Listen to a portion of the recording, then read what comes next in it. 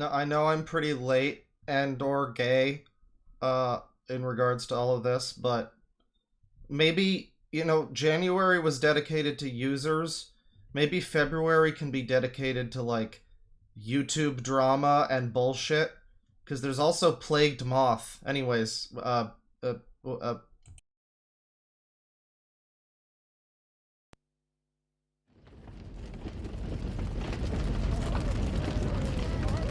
Now we return to the mortal world. Yes, your world. Where we find Henry and scores of townspeople working bravely, valiantly, to save Daniel from the blaze. Yet at the same time, they are desperate to find someone to blame for the tragedy. And it seems they've made up their minds.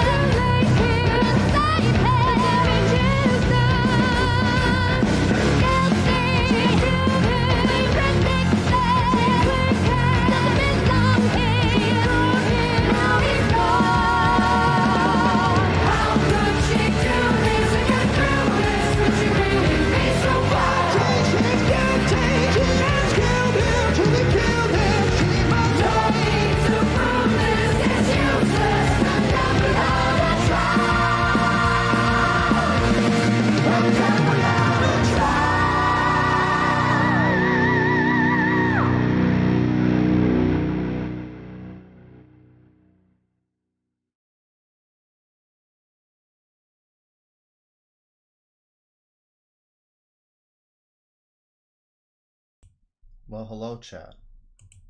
Welcome. No, put the stream. Yeah, keep that. Okay. Spotify needs to go. And then the bear. Hello, everybody. Welcome. I figured out how to do a stream again. Yay. It's not like I didn't do one like 3 days ago or something.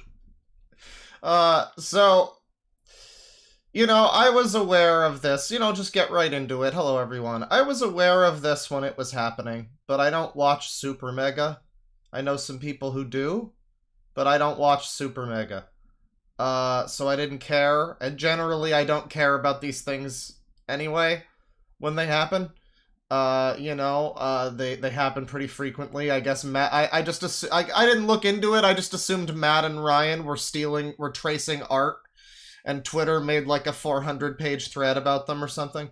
But no, I mean, allegedly, what happened was a lot more serious than that. Allegedly, and I didn't pay attention to it when it was going on, but well, then Mama Max decided cancel culture was over.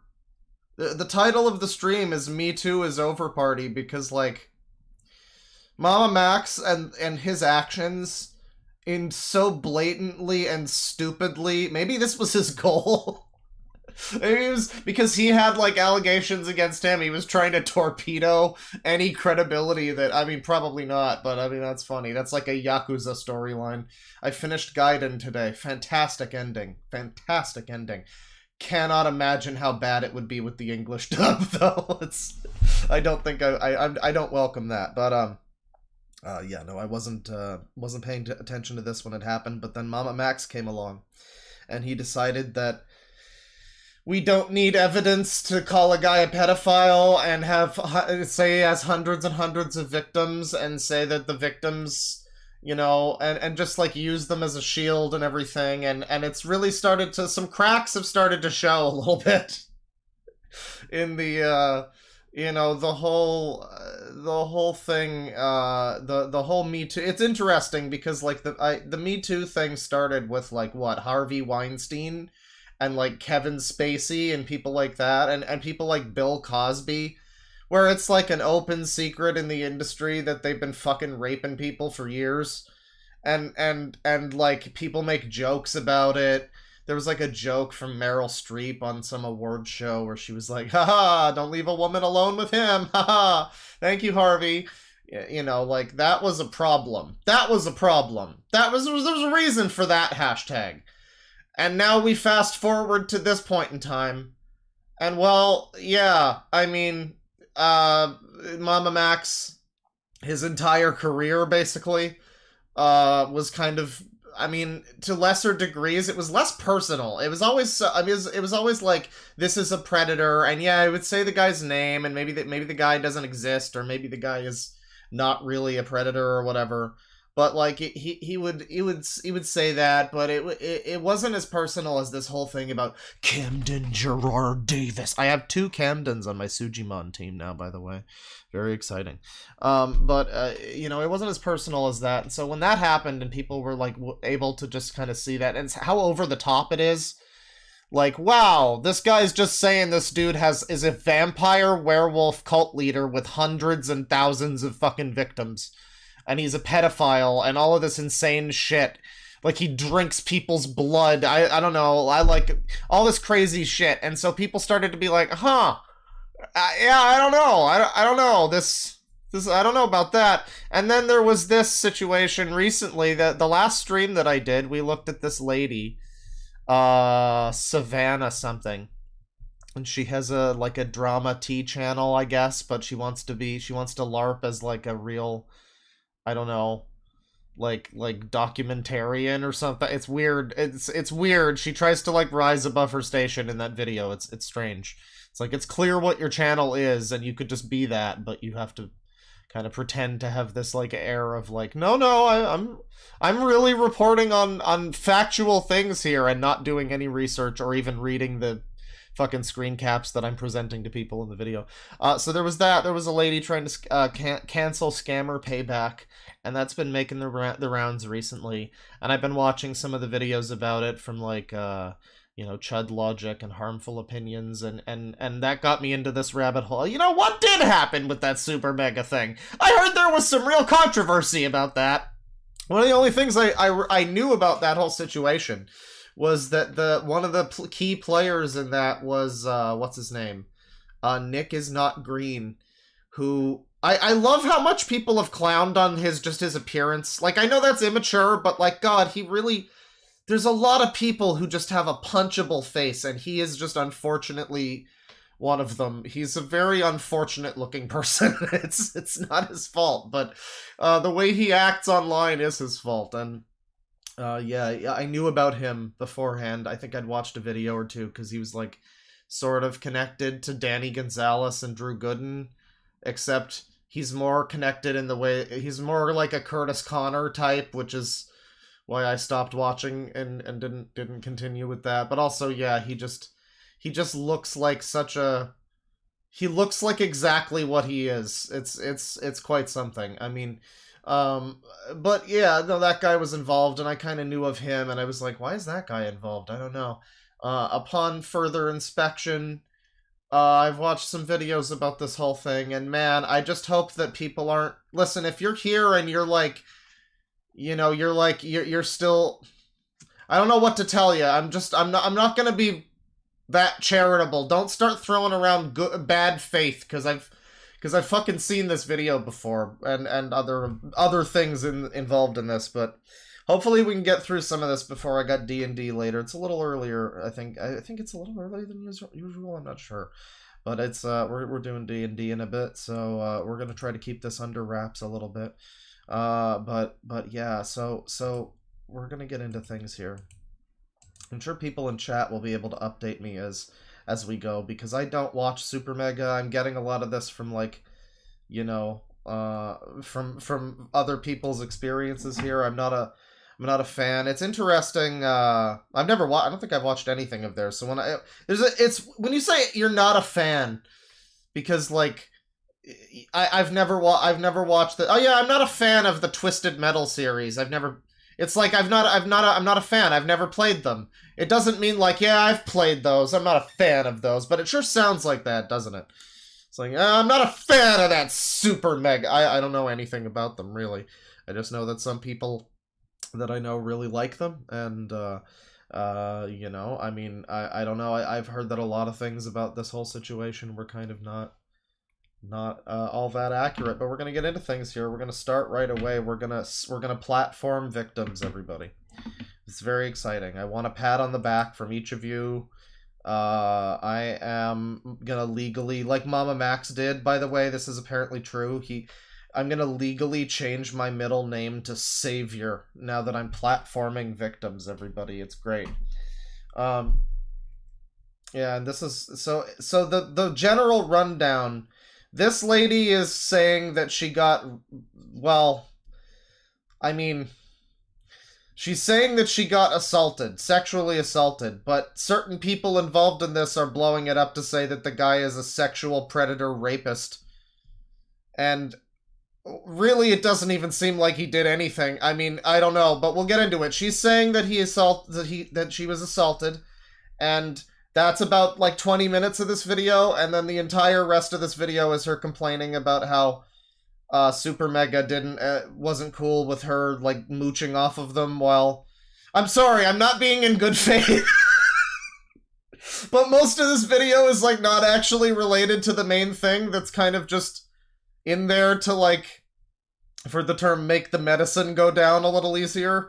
Like, yeah, it's like 20 minutes of the video is that, and then most of the rest of it is like, but I was living there for like months and just smoking weed and doing nothing, but I was really looking for a place and they were mean to me. I don't know, but we're gonna get into that. She says that. The counter argument, however, is that she, along with this marshmallow-looking motherfucker here, who I guess is her boyfriend, or whatever, and then also this other guy who, yes, the thumbnail is a mashup of these two people together, Nick and her. They, like, look really similar. I don't know what's up with that. I don't know what's up with that. They look the same. Like, he's a little bit more masculine than her. They have a little bit of a different face shape. Her glasses are, like, round, and his are, like octagonal, I think. But they look the same. I don't know what's up with that. But I think that's beautiful. I think that's... This is like in a video game. This is like in a video game when you get the boy and the girl option, and it's like they're canonically brother and sister or something. And so that's why they look so similar. It's like the female or male Alex Denton in Invisible War. The Much Less game, whose subtitle is IW.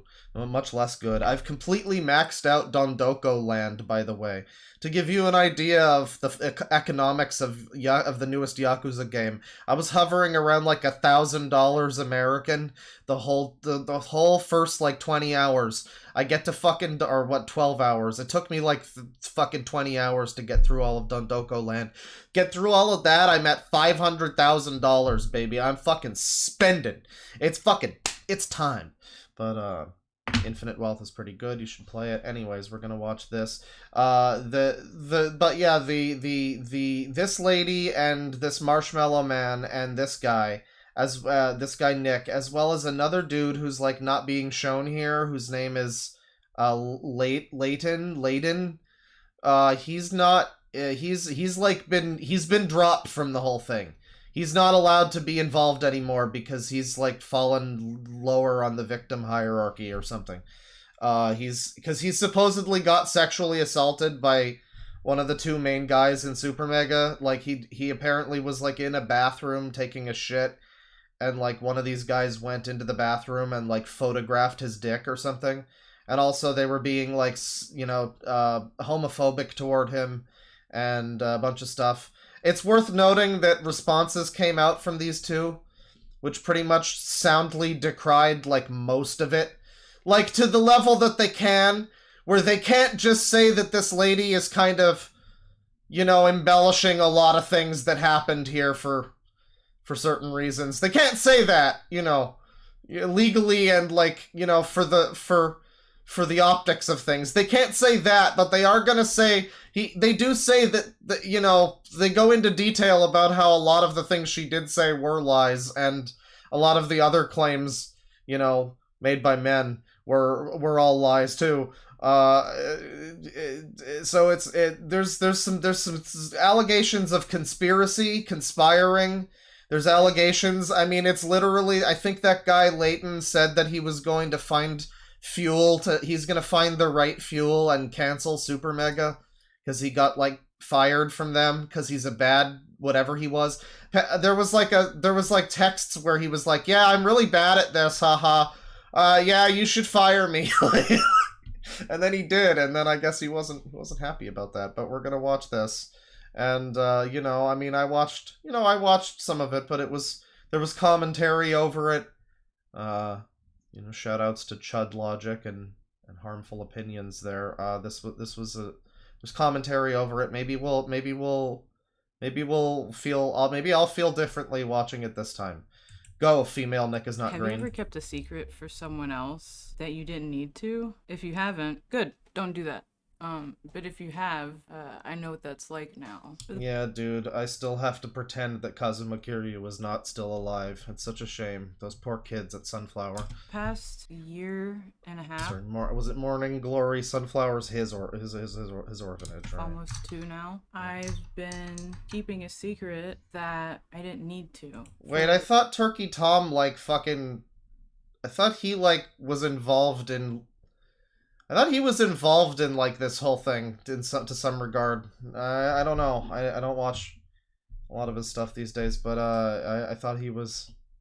I heard people say that he was, a part of the cancellation effort, but I don't know if that's true. For someone else's sake, and... Maybe Tom Dark is different. Maybe that's his alter ego, I'm not sure. Someone else was someone very close to me, as was the person who hurt me. At no point was I supported enough to even be incentivized to keep a secret. At no point was she supported, everybody. Just keep that in mind. We're gonna get into it further, but we're 30 seconds in. At no point was she supported. Now here's the thing, by the way, if we're getting into this, I'm not going to go super in-depth, because I have a limited amount of time. I'm going to speed this up a little, actually. But there are times where she'll say things and I'll be like, well, that's just not true. And the evidence is probably in one of the 2 response videos from the main guys from SuperMega, and you can go watch that if you want. I'm not gonna bring it all up, but it's there. I'll call it out when it happens. You'll have to listen and believe to me. I fell down the stairs once when I was 6, so I'm feeling really bad these days, and I need support. You need to believe me. Just believe me. Just believe me. For them, but I did out of If you don't believe me, I guess go watch their videos. I don't know. loyalty that I didn't need to have because they didn't have any for me. I think I was just too naive to see that. By the time I did realize that it was too late to do anything like for me to help myself. I hope what I'm saying is making sense. I don't know. Maybe talking about it will make me feel less alone. For the past. I mean, I don't know. It's just like though, but it's very. You understand it's very convenient timing, right? Because it's like, you know, there's also that other guy who wants to cancel SuperMega, and then most of this video isn't about fucking the guy that actually abused you, who's not even part of SuperMega. By the way, that's the great thing about this too. A lot of people who are just out of the loop, like me, probably assumed that it was one of the main guys in SuperMega, and they got kind of like dragged into this too, you know, to sort of make them look worse or whatever, you know, to make the cancellation go through a little better. But they were not really actually involved at all. It's more about like how they apparently mishandled the situation. You know, the very delicate situation that they've never been involved in before, so they probably had a lot of reasons to not be able to handle it perfectly well right out the gate. But yeah, I don't know. I like to call it brain broken. Brain broken. She says this a lot in the video. Her brain is broken, everyone. If you ever have to wonder why she does anything, or maybe some of her stories don't add up, or maybe it's a lot of lies. Maybe if you're ever wondering why you fucking lie, and that it's because brain broken. Don't worry about that. I have to joke about it too much because I don't think it's like healthy. I haven't been too well, and no. Yeah, Tom apparently was involved in the pyro thing. Maybe we'll go over that at some point too. Shit, we're gonna just work our way back. It's cancel culture review. That's the new segment on. Me Too review. There you go. I need to make a little theme song. Make like a little jingle. Welcome back to Me Too review, everyone. It's frustrating because it feels like completely preventable causes. Please don't become a drama channel. I find it interesting though, because now we're at a turning point. You know, we're at a turning point because of Mama Max, where it's like, yeah, I mean, it's not just him, but like him, and now this fucking scammer payback thing, and now I'm looking at this and I'm like, a lot of people really believed in this.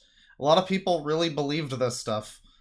And you just watch it and it's like, okay, but should you though? Like, a lot of it is pretty questionable. I don't know. For any amount of time, you may notice that my posts are very sporadic, and it's not just like, I don't know. Apparently her posts were sporadic before this. For some information, she's like an OnlyFans creator. Which should tell you all you need to know right there. She's an OnlyFans creator. And she's an artist. She's a nude photography artist, everyone. And she apparently doesn't like post that often on her nude photography artist website. Apparently people were like upset with the infrequency with which she actually posted new stuff, new content. So I think that was like, maybe this is to answer for that, but I think that might have been even before any of this. The going theory in all of this is that she's theory. I'm going to use the word theory. That's a theory, everybody. Allegedlys and theories all around here. I love how I have to say allegedly, but like, anyways. But a theory, everyone. That she's lazy. That she's very, very profoundly fucking lazy and wouldn't get a job or find a place and was just mooching off of a SuperMega for like months. There's a theory about that. I don't know how true it is, but it's a theory. It's unproven. It's just, at this point it's unproven, but it's out there. It's in the wind. Doing stuff. But the things I was known for, like drawing, I all of a sudden just didn't have time to do that. Yeah, Chugga Conroy I was thinking of doing today, like also, but I don't have a lot of time to also do that today. I have D&D in a little bit, and Chugga Conroy's one where maybe someone can put together like a document, because I know it's a lot of tweets, and there's probably some videos and stuff. There's probably various things. Various people are involved. I saw Ant Dude denouncing him. And that always just makes me think like, okay, you're both in the same industry, so it's like, I don't know. This could all... I'm reminded of... It's funny because, like, I don't know.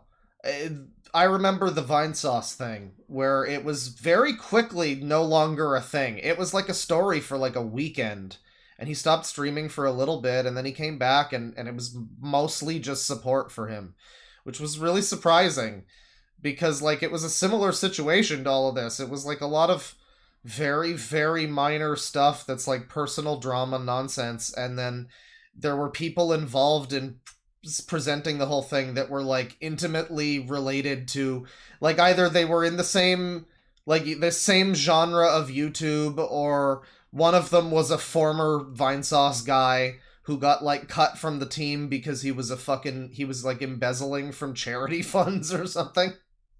And so, like, all of a sudden this thing comes out and everybody's, like, retweeting it immediately, and it's similar to this, where it's, like, this, and I guess maybe Chugacon, I don't know about that. That one looks like, I mean, it looks like he's cringe at the very least, from what I've seen of it. He looks like Scammer Payback, he's at the very least cringe. Like, he's, if nothing else can be said, fam, he's at the very least cringe. But yeah, no, I don't know. It's a lot of these. We might get to some of them at some point, but I don't know. Anymore, people noticed and were asking me, like, why aren't you drawing anymore? What are you doing? And, like, why are you traveling so much? And I couldn't answer them at the sake of someone else. I've been talking amongst, like, my close friends and stuff about this for so long, but actually, like, saying it makes it feel really real. So it's kind of hard to do. I'm gonna try and word this like anybody who's watching this doesn't know anyone. I'll try and explain everyone. I was dating an artist. Sorry, don't question the victim. Brain broken. Named Don. You know, the police, when they're training police officers, they're specifically train them to not question people who are involved in a case. Like, if there's two people, if there's one lady saying that a guy raped her, and then there's another guy, you know, the term he said, she said, that's actually not a term. That doesn't exist. They don't train. They train you to actually not question any of it. Actually, so so it's best that we just sure brain broken. The channel artist for SuperMega. No questions. And, this is 2 hours on and off since like 2017, maybe 2 years total. It was pretty scattered, but he's a Twitter artist like I met him when... she's also an artist. Apparently the reason why this girl became famous was because she, like, squatted next to a fucking dumpster or something in a bikini, and that's why she became, like, famous. So I think that was what happened. I think that was what it was. She was, like, next to a dumpster in, like, a provocative pose in a bikini. I think. So I could have used that for the thumbnail. I really should have used that for the thumbnail, but also made it, like, just put... Oh! I should have put Nick's face on her body. Oh, dude, that would have been great. Would that constitute revenge porn? Never mind. We weren't dating in 2018. We live in a society. The same time I met Matt and Ryan. In November of 2021, I met him for the first time, like, while we were dating. Don, that is, at Matt's house. He invited us both over at the same time. I think it was for the SuperMega book. We both did art on it, and he wanted to celebrate the book coming out. And so in November, Matt's house is pretty This video is very meticulously edited. That was one thing that was pointed out. I think Chud Logic pointed that out. It's very meticulously edited. But there's a lot of things that are left in here. Like, well, there's parts where she starts crying and stuff, and it's like, hypothetically, you could edit that out. But it's interesting to see, you know, there's, like, they'll cut and it'll be, like, 2 words or 1 word, and then another cut to another 2 or 3 words, and then another cut.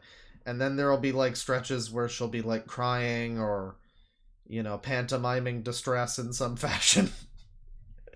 allegedly and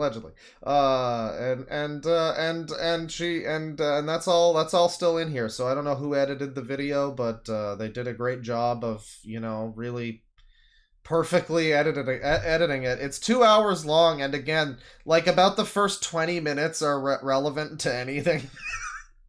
The first, like, 20 minutes are the part where she gets into this actual guy that she had an experience with, and, like, that's a whole thing. That's, like, very separate from what actually happened with, like, from the entire rest of the video, which is mostly her complaining that, like, the place that she was living at for free wasn't up to her standards, is, like, most of this video. But like the first 20 minutes or so is where it's actually kind of talking, and it's a 2-hour long video. So got like 3 extra rooms plus a living room you can sleep in. Context for later. Don and I stayed there together in the same room, in the room that I would usually stay at Matt's when I would stay at his place. This was, like I said, the first time I had met Don while we were dating, and I'd stayed at Matt's plenty before. The first time that she'd met him while they were dating. Well, I guess that means like over Discord before that, I guess. Alright. It's just an interesting way to phrase it, I suppose. Before, but I was always by myself in that room, so this time it was with him. It was pretty normal, like that day. Was just happy to get to see him. I don't know why, and he told me he didn't know why either, but since he lived in Germany, you know, our only method of talking was Discord, and he didn't like talking to me. Yeah, this was gonna go well. One-on-one, so I'd have to talk in, like, his friends' group chats to talk to him all the time, so we weren't, like, as close, really. He didn't like talking to me one-on-one. So what? He wasn't trying to, like... So we're not claiming that she was an adult being groomed by this guy, at the very least. Okay, alright. Alright then. I think I did hear somebody call him a groomer, though. I think I actually did. Someone called him a sex offender and a groomer. I think that was Nick. So, like... Yeah, I don't know. I mean, but, you know, we're getting into it here. They've met up now, and this guy, you know, he was very distant with her. You know, she was just happy to see him, but he was being weird and distant and cold. Kind of weird getting to see him in person. I didn't, like, hold anything against him. I was just happy to see him. But I think, I don't know. I guess I say that because a lot of what is wrong in this story is that I'm a people pleaser, and it's not, I'm not blaming myself for any of it. Oh yeah, you've really pleased a lot of people, with your... I mean, the OnlyFans, you know, the whole... there's at least 3 other people involved in this whole alleged conspiracy who might be allegedly very pleased with what's happened here. So, I mean, yeah, you're definitely allegedly a people pleaser. But I don't know. I just need to say it. The first night, like, that I had met him as a boyfriend after all that, and, like, not really being that close with him. The first night that we, like, say goodnight to everyone else at Matt's house, I think it was just Matt at this point. Don sexually assaulted me. He, like... We just kind of jump right to that, yeah. It's just he sexually assaulted me. Front-loaded. No questions, no ifs, ands, or buts. Don't worry about the context. We're getting into the context, but it's interesting that the very first thing...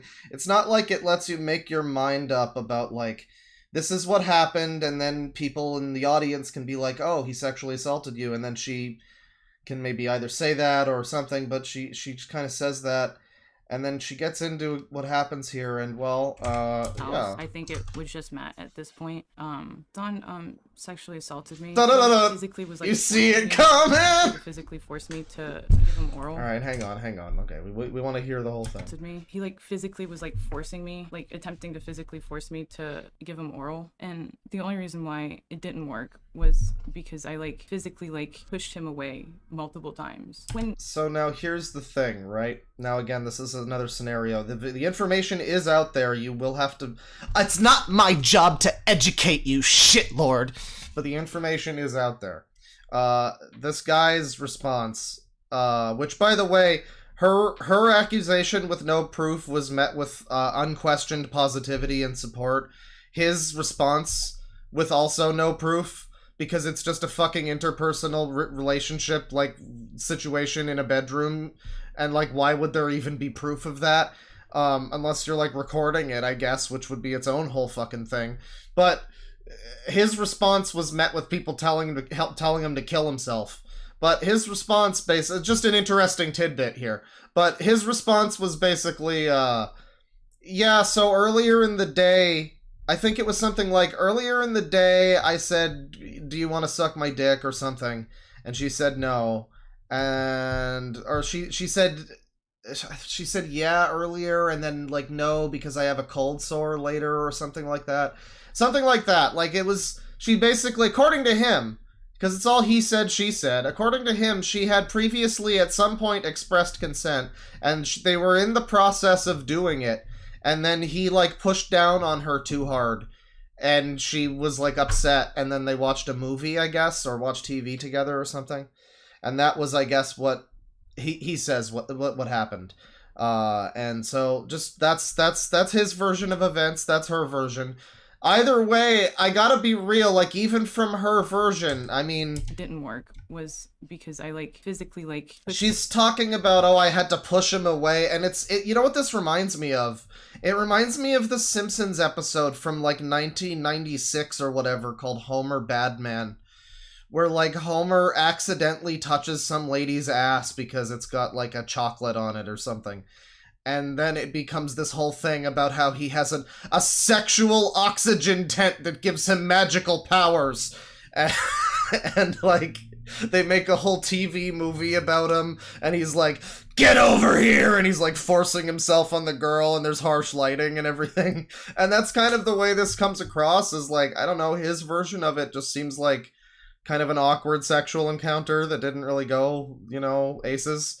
And her version, like, she's trying to make it like, oh, I had to push him off of me, but even still, the core of her version is, he said, well, we'll continue here. Let's get the whole thing. Assaulted me. He, like, physically was, like, forcing me, like, attempting to physically force me to give him oral. And the only reason why it didn't work was because I, like, physically, like, pushed him away multiple times. When you're in a long-distance relationship with someone, you have to get to know someone. Like, I feel like I'm a pretty direct person, and aside from what this situation is, like, turned me into... We also don't get... Here, we got the crying here. We also don't get as the kids like to say, we don't get the receipts for, like, I don't know, were they talking about being sexual when they met up? Like, or was this completely out of nowhere? I mean, I don't know. Even then, it's like, how long have you been together? It's not unreasonable for the guy to be like, hey, we're finally together, let's, like, do some stuff. And, like, maybe he might be a little bit insistent about it, but... You know, keep in mind, just before we continue, just keep in mind, it wasn't a rape, it was an assault. So, there's a difference there, and you'll see why. Because it's actually quite a vital difference, but, yeah, you know, okay, maybe she just wanted some time to, you know, get to know each other, sure. So, you know, to be fair, sure. You know, yeah, you've been apart, you haven't met each other in person, it takes some time to sort of get used to each other and that sort of thing. It's a little weird to be, you know, so pushy immediately in that way, but, like, maybe, I mean, maybe that was what was, you know, being communicated beforehand. We don't see that, so it's tough to say, really, but Yes, but I feel like when this happened, I was like, especially this particular situation, I was like, no, I don't want to. I don't want to do this. Except earlier in the day, apparently, you had said that you were good with it. I mean... I don't know. That's what he says. Again, there's no proof, so I don't know why we're all just supposed to believe her.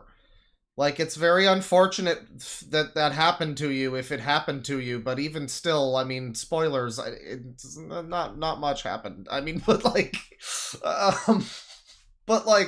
you know, no, it's not, I don't know. I don't know why his version of events is, like, instantly invalid. It's like -5 points to credibility. Playing as man. You know, like, I don't know why. What's that about? And he kept telling me, like, just do it. And, like, multiple times while he was, like, trying to force my head down. And he's, like, way bigger than me. I don't know. I was really freaked out after that. So, eventually he let me go, but, Eventually he let me go. I got free of his clutches. I got free of his dominance and his reign. Oh, shiver me timbers. I just kind of shut down and just went with, like, whatever else he wanted that night. Whatever else he wanted that night, which, like, I mean, what do you mean? What do you mean? According to him, you guys watch TV together. Like, he made me watch Frasier! Ah! Is that what's happening? Or, like, what? Did he, like, grope you or something? I mean, weren't you together for years? At this point, I think she said they were together for multiple years. I don't know. He can't, like, touch a titty? Not even one? You're meeting up for the first time. He can't even just touch, like, squeeze a little titty. Not once? I mean, I guess, but... I mean, his version of events doesn't include that, and his version of event... And hers doesn't really elaborate, so... I don't know. And like for the rest of the trip, I didn't know what to do in that situation. Can you give me a beer? Like... Sure. She wanted to call the cops, but like, what would she say? He was a little pushy with me, and then he stopped. I mean, but her version of it is really like, yeah, oh, he was on top of me. I mean, I can't stop thinking of the Simpsons episode where it's like, it completely skews the events to be like, he's just this caveman of lust energy and violence, and he's just like on top of her, snarling and drooling, and like she had to fight him off and hit him with a baseball bat to get away like a Resident Evil monster. I don't know. I mean, it's kind of just, from his version, it just sounds like you were into it, and then maybe you were like, yeah, let's not, because you have like a cold sore. And he was like, all right, and you just stopped, and nothing else happened. So, I mean, nothing else happened. Like, what are you gonna go to the police over? I don't understand. It's not even anything. What somebody would say, right? But like, it's like a bit... How is that gonna work? Like, it's like uncomfortable, sure. It's not a nice sexual encounter. Nobody was happy that night. But do we really need to... Is this really a crime? Really? He was like pushing her head down. According to him, I think he said while she was like already in the process of doing it, like they were already doing it, and then he was like a little too, forceful with her, I guess. According to him, at least this is what I remember.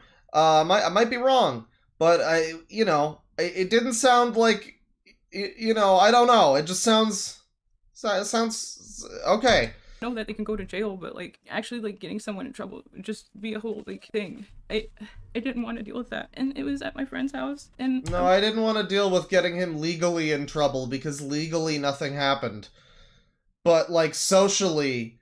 So another little bit of context: the guy she's talking about, I don't really know. Again, I don't know about SuperMega. I know it's like two main guys, and there's some other people. I get them kind of confused with Oni plays sometimes. I don't know why. I don't think they're very similar at all. I think people I know who like them also like Oni plays, and I also don't watch Oni plays. I like Smiling Friends, so maybe I should. But anyways, this guy worked for them to some extent. I don't know what he did, but he was some kind of artist guy who was like in their network. And at the moment this allegation stuff happened, they dropped him, they fired him. And they, like, proceeded to excommunicate him and denounce him later when she was like, that's not enough. It was according to her in this story, and we'll get into it, spoilers for what's coming. But according to her, she was like, she did that thing where she's like, well, yeah, I'm not telling you need to fire him or do anything, but I'm just letting you know so that you can hold him accountable. That classic phrase. And then when, of course, they didn't do enough, she was continued to be upset. I guess, like, she didn't say to fire him or to get rid of, but I think her original thing was just don't have me be near him. But then I guess that wasn't enough, and so they fired him, and then that wasn't enough, and so now he's, like, a rapist, murderer, like, whatever happened.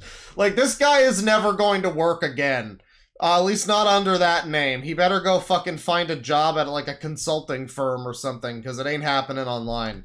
It seems like BPD has won the day. I was scared that, like, somebody may have, like, would, like, find his address or something if I, like, called. Like, I don't know. All these were just thoughts, like, after, too, because in the moment, I was just, like, I kind of just shut down. I was freaked out. I remember after I, like, went with the other stuff he wanted to do, he, like, choked me on my windpipe. Like, he was, like, trying to choke me in a sexy way, but he was, like, choking me, and I was, like, breathing, like, very audibly, like, not well. So he was choking her. This sounds, again, like the scammer payback. It's so dangerous to have a BDSM relationship with people now.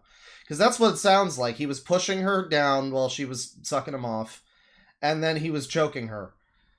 And just, I guess, just consent is just an ephemeral thing, so she was probably okay with it at the time, but I guess she was just shut down and her brain was broken or something, so it doesn't count. Like, I don't know. I mean, like, I don't know. Who's to say? We don't have the info of their sexual relationship before any of this. Like, was this just all completely out of nowhere? Well, alright then, the guy does sound like a bit of a scumbag then, but it doesn't sound like this kind of behavior comes out of nowhere. Especially not when you've been with each other for a while. So, like, what's the deal with that, you know? Like, what's the deal with that? I don't know, but it just seems like choking and, like, pushing the girl down, like, is that... Man... we really gotta litigate this guy for liking it a bit rough. Like, I mean, was it consensual? I mean, it doesn't sound like it was in this instance, according to her, but, like, was that established beforehand? Was that something that you guys were into and just this night you weren't, and now you're just kind of contextless acting like it's just a thing that just came completely out of nowhere, like that sort of thing. I don't know. But it's, I mean, it just sounds, it's interesting. I mean, again, the way that it's being described, it sounds like he was like, you know, he was like Jabba the Hutting her. He had her on a leash and was like keeping her as a pet for the evening or something. Which, if you look at the guy, I think that might be an apt comparison, actually. But, you know, I don't know. That's not, again, that's just not the way he says things are. So I don't know if that's... I don't know. I don't know why we're just expected to believe this more than him. I mean, they're both saying things, and it doesn't sound pleasant either way, but it doesn't necessarily sound like... I mean, yeah, if there was... Okay, I'll give you this. If it was, like, no precedent for, like, the choking thing, maybe that's a bit of a sexual assault. That's a bit of a sexual assault right there. That's bad. Maybe a little bit. Maybe. But I just don't know if that comes out of nowhere, does it? Like, I don't know. I feel like there was probably some lead up to that. I hate to be all, give me more leaks, sister friend, but I don't know, where's the Discord shots? Where's you guys on Discord? Where's you guys getting HKD with the pink buddy? Come on, we need some more of that, you know? And I think at this point I was too scared to, like, say anything, and I didn't think he would listen, because he just didn't before, so at that point it was just easier to do whatever else he wanted instead of go through that again. The next day, pretty early in the day, context for a while, Donna had been trying to get a green card to live in the US, and... Yeah, and apparently he was, like, moving on from it, too. Like, I mean, like, even according to her, like, eventually he just stopped, and it was, what, choking and the head forcing thing. Alright, the choking...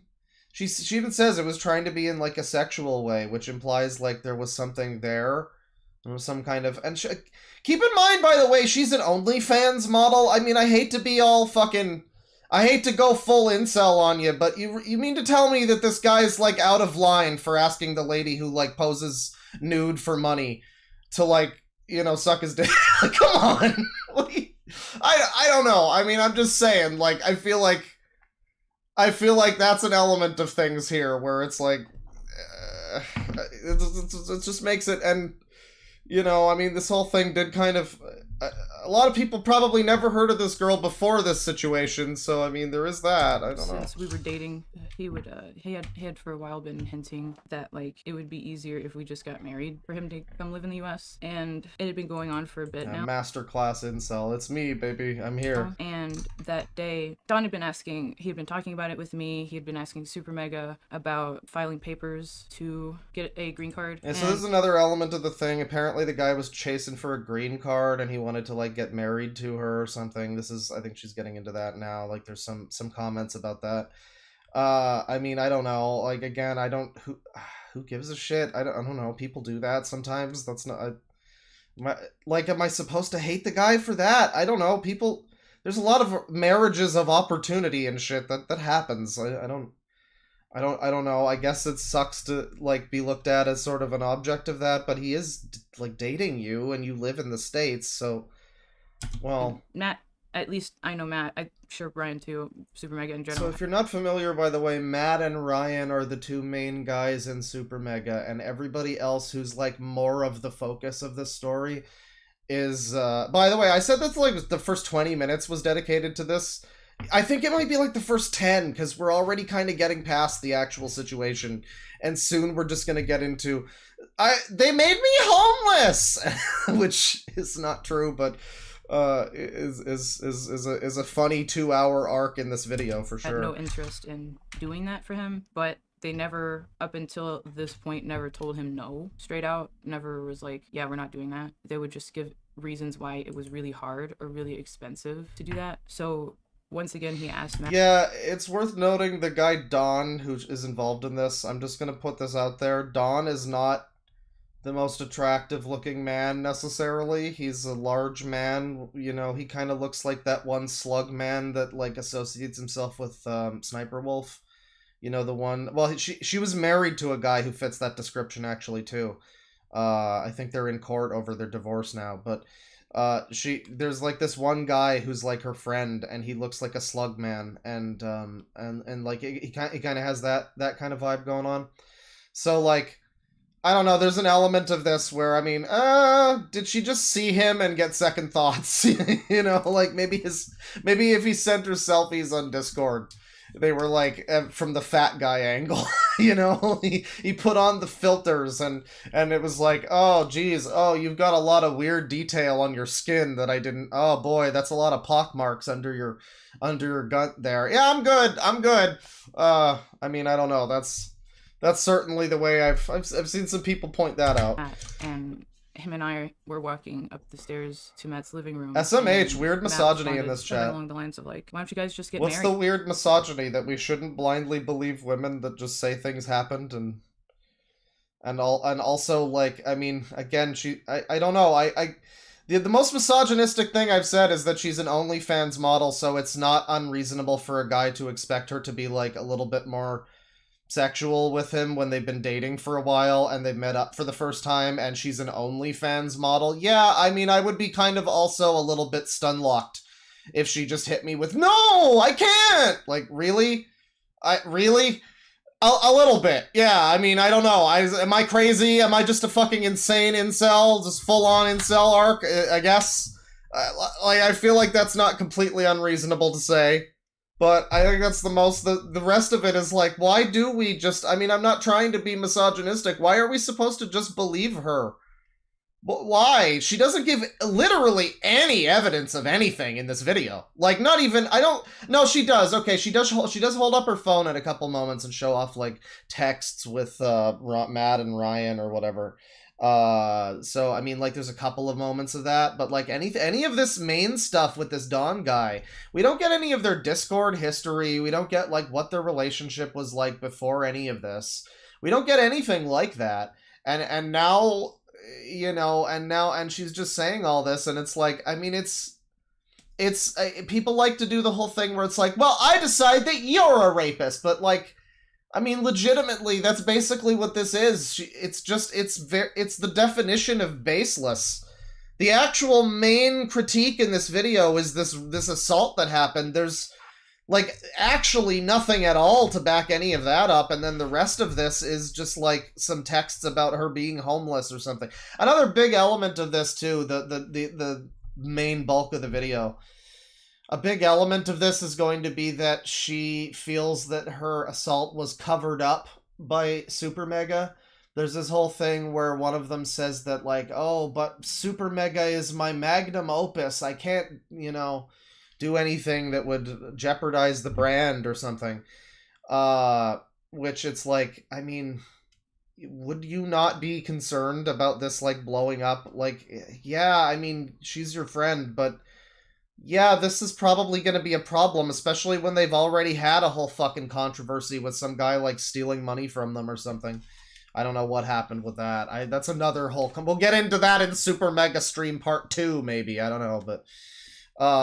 there was that, and frankly, Matt and Ryan's separate response videos both pretty well established that that's just kind of not true. I mean, like, it's just not true. One of the main things she kind of brings up in this in regards to their actual actions, and one of the things that a lot of the supporters of this whole thing like to trumpet, is that they were covering up her assault, which is just not true. And one part of it, too, is like I think she says at one point that she... Well, I mean, we're going to get into it. It's spoilers a little bit, but she says at one point that she doesn't, like, want this to be public because it's uncomfortable for her or something like that, which is understandable. But then later, now we're like, why didn't they condemn this Don guy for being a rapist? because like this whole situation would have maybe made her uncomfortable, you know, from their perspective. Like, I don't know, maybe. Yeah, no, this is apparently they covered that up, and so that's another element of it. Where I don't mean to completely be disingenuous and say that it's 2 hours of her just saying that Matt and Ryan from SuperMega made her homeless or something. That's a large part of it. That's even, I believe that's even how one of them phrased it in their responses, was like, the very large chunk of your video that was dedicated, something like that. That was dedicated, because it was like, the majority of this video is like about weird little minor gripes with SuperMega that kind of don't really have anything to do with this, and kind of reflect more on her and her, like, other boyfriend. I guess she has like another boyfriend involved in all of this. I don't know. I don't know what his role is in the scenario. Maybe he's the secondary backup cuck. I don't know.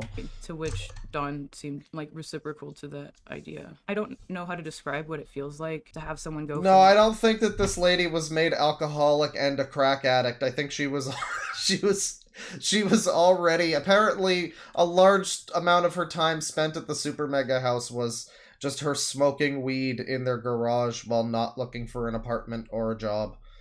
Which, you know, that's some good OnlyFans artist material right there.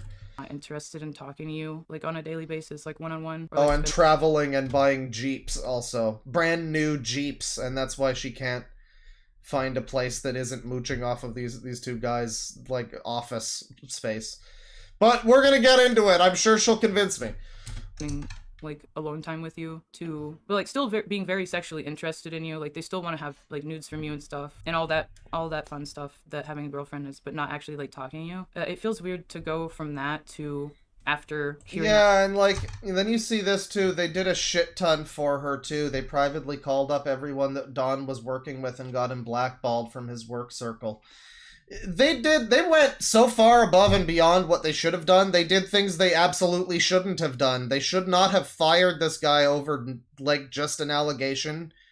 I know there's this like stigma, like Nick is not green tries to harp on this in one of his videos where he's like, this is not one of those situations where I look at the evidence and make up my mind. My friend told me this and I believe her. And, like, I get that you're friends with someone and you want to believe them and everything, but you can't be that stupid. Like, I'm sorry, you have to... People lie sometimes, even your bros. And sometimes people, you know, I don't know. I just... Sometimes there's more to a thing than what you're getting at. You might want to ask a few questions. That's, like, actually a quote from him. I think it was in the lyrics video about it.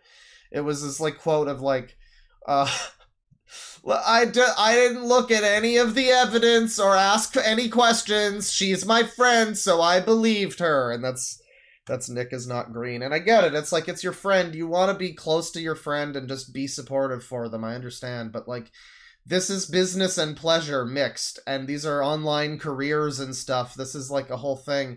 You can't really just do this whole, like...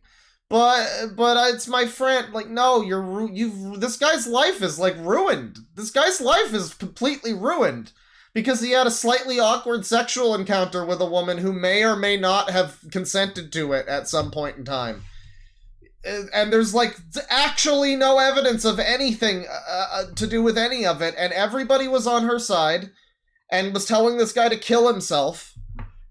When he had his response, and he has no job, and he has no friends, and he has no position in the industry. They Matt and Ryan kind of fucking suck. Like, they did so much for this woman that they're as bad as her in a lot of ways. Like, what the fuck? And just nothing. It's just, well, you know, she said this thing. There's not even any, like, nobody asked to be like, okay, well, what was the lead up to this? Did you guys talk about any of this beforehand? No, because you can't question anything. Because if you question anything, you're an incel rape apologist or something. That's what people are calling, what's his name? One of the, both of them, too, the SuperMega guys, they're calling them rape apologists. That's the term that I think Nick is not green used, was rape apologist. And people see that and they don't know better and they're, oh wow, what a fucking horrible piece of shit. And they don't know any better. And they just hear that and they don't bother to look into, oh, actually it's like a fucking House of Cards foundation of lies. It's crazy. It's insane, wild shit. You know? That conversation, just the amount of affection and like references to that, it was a lot to process, and I had no alone space to do that in. It was a lot. Yeah, it was a lot. She had no alone space because apparently she continued to like stay with this guy for several days or something. Like for a little while she continued to be with this guy. And I mean, I don't think he was keeping her there. I think she could have easily left, but for one reason or another she was trapped in a hotel room with this guy for like an Airbnb or something for like 3 days or more, apparently. And okay. I'm gonna find a drawing I did the second day I was there, and at the time when I drew it, I didn't know why I'd drawn it. I had no idea why I was drawing vent art. The vape says copium. I know it's really corny. There's a point that I didn't show anybody, right? Like vent art. Is this proof? What the fuck are we seeing here? What the fuck is this trash?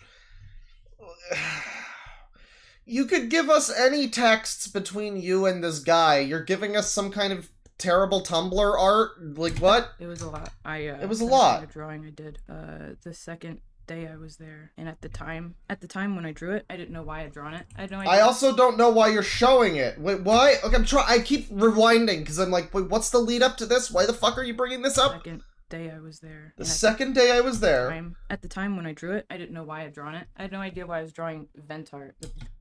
Vent art. Normal Lex hours. One good thing happens. Damn, in it life shit easy? Isn't life shit easy? And then there's something I can't read, and then there's like her on a bed, I guess. Clueless. One day my life will get easier. What does this have to do with any? This is not related to anything! Vape says copium. I know it's really corny. There's a point that I didn't show anybody, right? She was having an art moment. We don't even see the date on that. That could have been drawn in 5 seconds before she started the video. We don't even see the date on that. You can at least show the fucking date on the fucking picture you drew, supposedly, during this whole time. But even if you did, what the fuck does that say about anything? It wasn't supposed to be for artistic value. And at the time, I just didn't get it. Cool drawing. Where's the evidence of assault or anything? Was that I was sitting next to Why did you draw this? That I didn't show anybody, right? Like, it wasn't supposed to be for artistic value. And at the time, I just didn't get it. The other thing that happened that day, or the day after, was that I was sitting next to Don. I also don't get it. On the couch talking to him. I asked him to look something up, and he pulls out his phone next to me. And the first Google like past search result before he like starts typing in too many words is an artist sex worker's, like a mutual of ours, OnlyFans leak. You really had to cut the word is. They had the word is standing alone there. Like in a cut. They cut to the word is and then cut to another thing. What the fuck was the state of this video? How long was she recording this video for? When the 2-hour hyper-edited version of this has single word cuts. She's kind of a similar build to me, so I'm like double hurt because my self-esteem has been destroyed the moment I got there, the night I got there. I got upset at him before we dated the time then. He had essentially used me for nudes. I had a Not Safe for Work Patreon, and he used to sub to it when we weren't dating anymore. And so I kept like a boundary with him over it because I was mad at him. Not necessarily. So the guy wanted to fuck and you didn't. And so he found a girl that looks like you that he could jerk off to. And then when you had nudes, he jerked off to those nudes. This is the crime he's committed now. I don't know. I guess it's a little sleazy. I mean, it's not... Okay, sexual predator. mad at him, but he was my ex. I didn't want to talk to him. And gradually he pushed that boundary over. It's my fault for not having any. I think he also knew that he could. He unsubbed from my Patreon at one point when we were talking normally enough, and he would message me and ask me if it would be okay. Can't we get any of these messages? Where are any of these fucking messages? It's crazy too, because her boyfriend wound up going on an insane fucking spree once the people started to raise eyebrows at this whole thing. And people were like, yeah, okay, but she lied about this and that, and he would go proof? And it's all you need to do, I get that it's unreasonable, it's unrealistic to expect people to have, fucking video evidence of the rape that happened, I get that. And obviously that's not something that can happen. But, just show some fucking screenshots of him talking to you before this. Show any of the fucking Discord or something, if you're gonna do this. Why are you telling me about how he messaged you? Show me how he messaged you, if it's the way that you're making it out to be. Why is that not available? You should at the very least have an account of, deleted user from him. This user. You can at least have that. Maybe he deleted his account or something. Maybe you deleted yours, but well, in that case, that's fucking stupid then. But, I don't know, you don't have any of this? I mean, shit. This is a lofty fucking accusation to be made, and you just don't have anything at all. Nothing about this guy. There's not even a text with this guy. There's nothing. We get so much more detail later about Matt and Ryan not letting her fucking live in their office. And we get nothing about this guy being a rapist. The main whole thing. We get none of that. It really does feel like it's just a little bit of fucking sexual assault to make the rest of it go down easier. It's just all right, now we got you hooked. All right, these guys are bad. Now listen to all of my complaints about the situation that happened. That's what it feels like at this point in time. What the fuck? Just show anything. Just any evidence of him using you for nudes, any of the messages, any correspondence with this guy. For all I know, you didn't even fucking know this guy. I mean, they did. They were on podcasts together and shit. But still, what the fuck? If I would send him the files from the Patreon. And I would be you mean the old ones that you're sub to? And he was no, new ones. I'm excited to look at the Chugga Conroy thing, because that one actually looks like it has a little bit more validity to it, but it also seems like it might just be people, flocking to, a similar situation. It might be a similar, I don't know, but I'm not sure. I will probably look at that at some point. I think February we'll be doing some of this throughout the month. We'll look at some of these Me Too reviews. And just be I'm looking for the diamond in the rough. I really want to find someone to be now that is one hell of a rapist. But it's just not happening. It's just, frankly, it's just not happening. I can't, I am longing for a rapist at this moment in time, and there's just none to be seen currently. I didn't want to, but my boundaries were so poor, I said, yeah, anyway. Me too, for Valentine's? So I was trying not to assume poorly of him, because I just genuinely didn't think he would do that, and then he did. So he was letting me leak my own nudes to him, and then looking up a mutual's nudes of someone who looks very... I'm sorry, I can't be too fucking disgruntled about this lady who's selling her nudes being no, you can't look at my nudes. Come on, lady, you seem to have a lot of very specific boundaries, seemingly just for this guy, this one guy. It seems like the boundaries kind of begin and end at this guy. I don't know. You might want to just tell him, fuck off. I don't know what the fuck is this relationship that you have. He can't look at your nudes. He can't.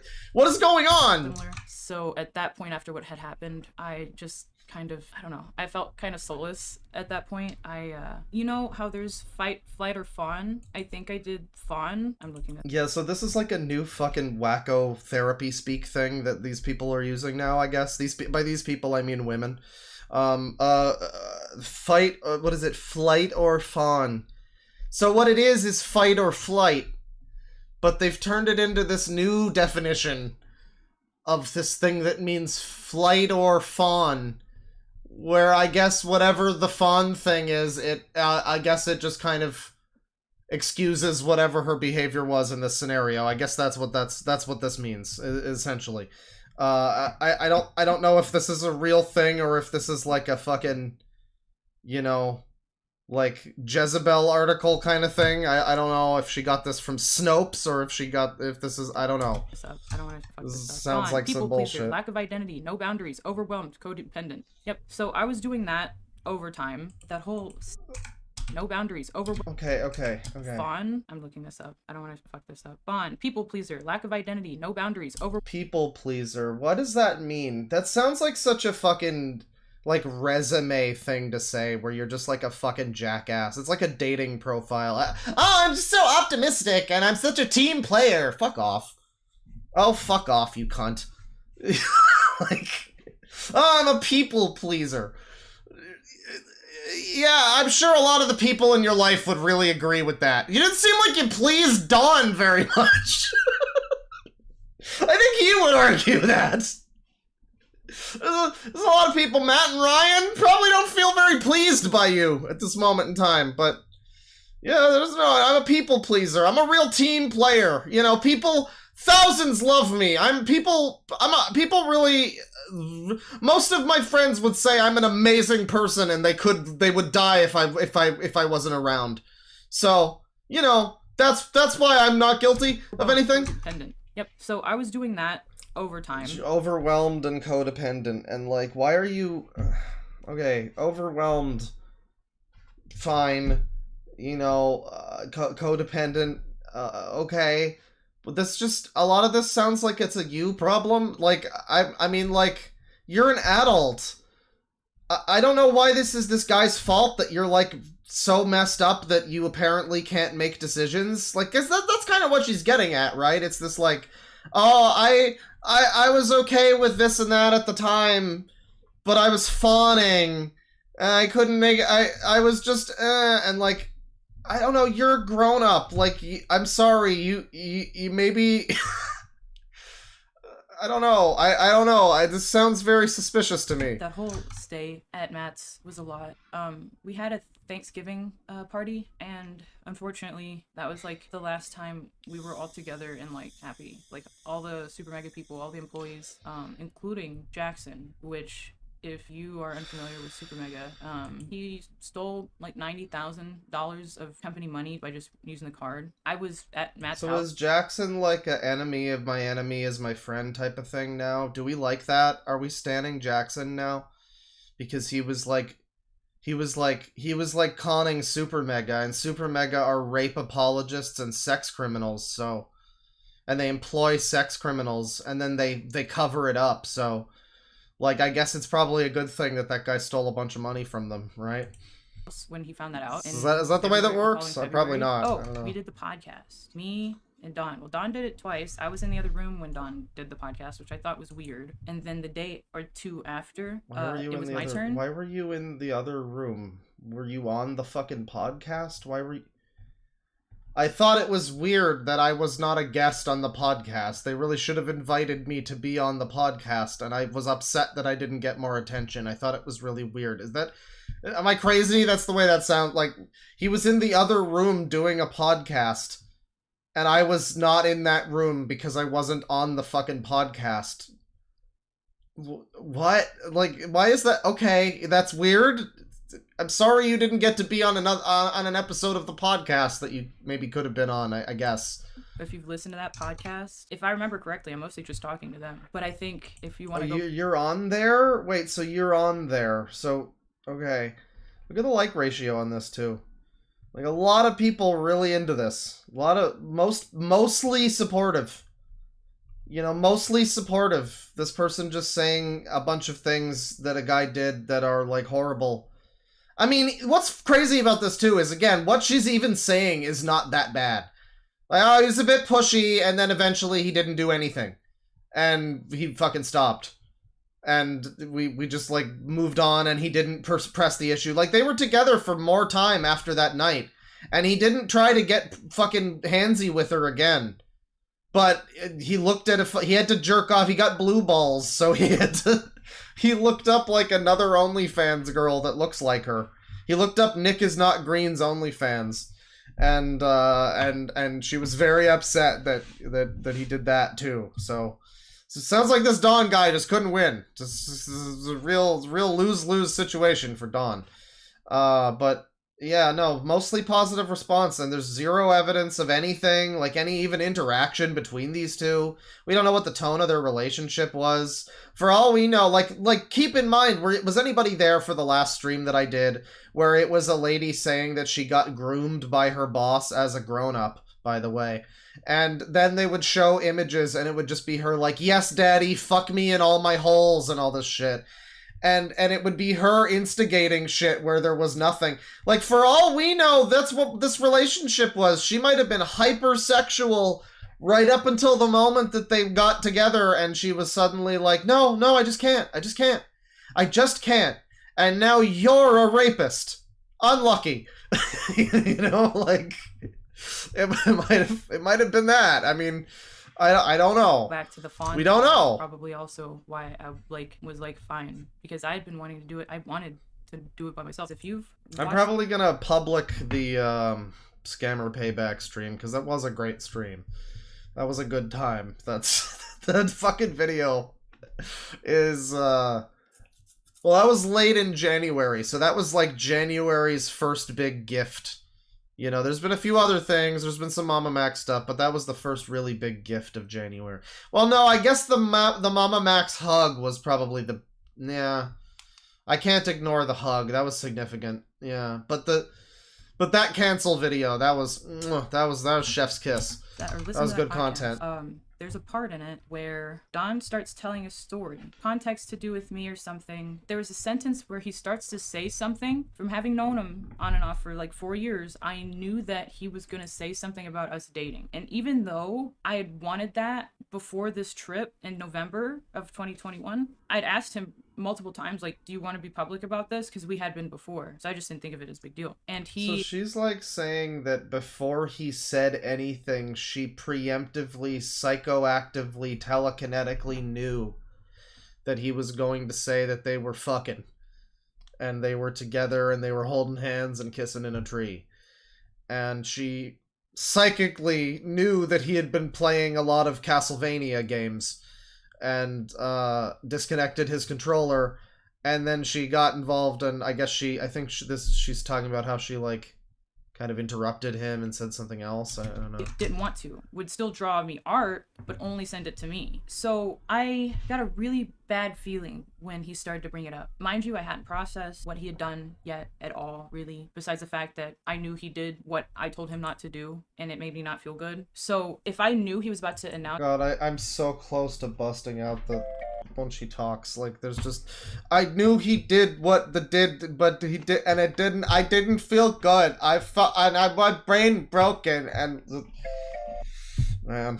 They're like, not announced. They're like casually mentioned that we were dating in a podcast. So I started Wouldn't I want blasting. him to mention that? Like of course I would, right? But no, I don't mind the haircut. I think the haircut's fine. It looks like a Final Fantasy character. She looks like really a specific one. She looks like fuck, what's his name? It's Gladiolus's sister from FF15.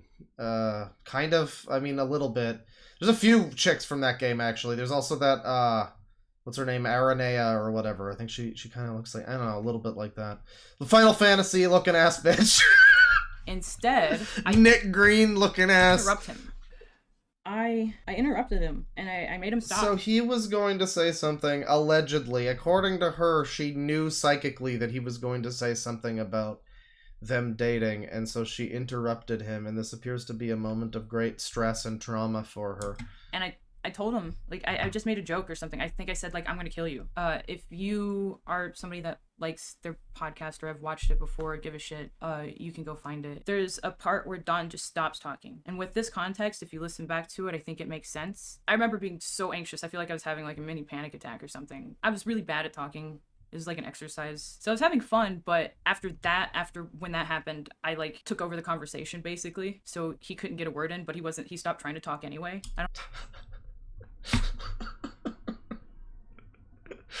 So I knew that this guy was going to say something before he said anything. I knew he was going to somehow magically. So instead, I decided to just talk over him until he shut up and went and sat in the cut corner like the little bitch that he is. That fucking bitch. That's okay. Well, awesome. Like I said, if I hadn't registered at all, like that something was going on yet. Fully, like that something was wrong. I mostly wanted to mention that because I wanted to mention something outside of myself for reference by the time that trip was over. Talking about it now just has me now processing it, I think. From what he did to me, I just kind of felt used, so I just kind of felt cool with being treated like however, so I feel like I stopped noticing when people were being, like, I feel like I don't do that as well anyway, but this was, like, worse. Like, I just was like, oh, they mean well, and from like November on, it only got worse, which is really hard when it has to do with people you trust. Honestly, from like November to when I stopped talking to Dawn, I just kind of did whatever he wanted. When we hung out in November, what is with this fucking, like,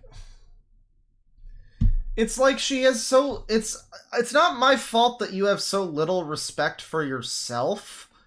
This whole thing of like, oh, I'm just a people pleaser and I can't say anything about how I feel about anything, and I can never communicate anything, and I can never, like, say, no, I don't want to do that. No, like, I just went along with whatever he did. I was completely helpless. Like, why are women taking the biggest L's?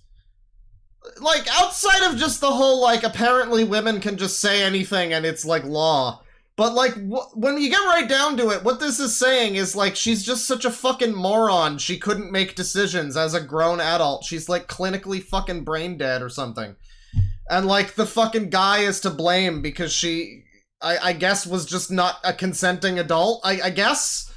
While they were doing these things, she just went along with whatever he said. Like, yeah, fucking tell him a different thing you want to do then, bitch!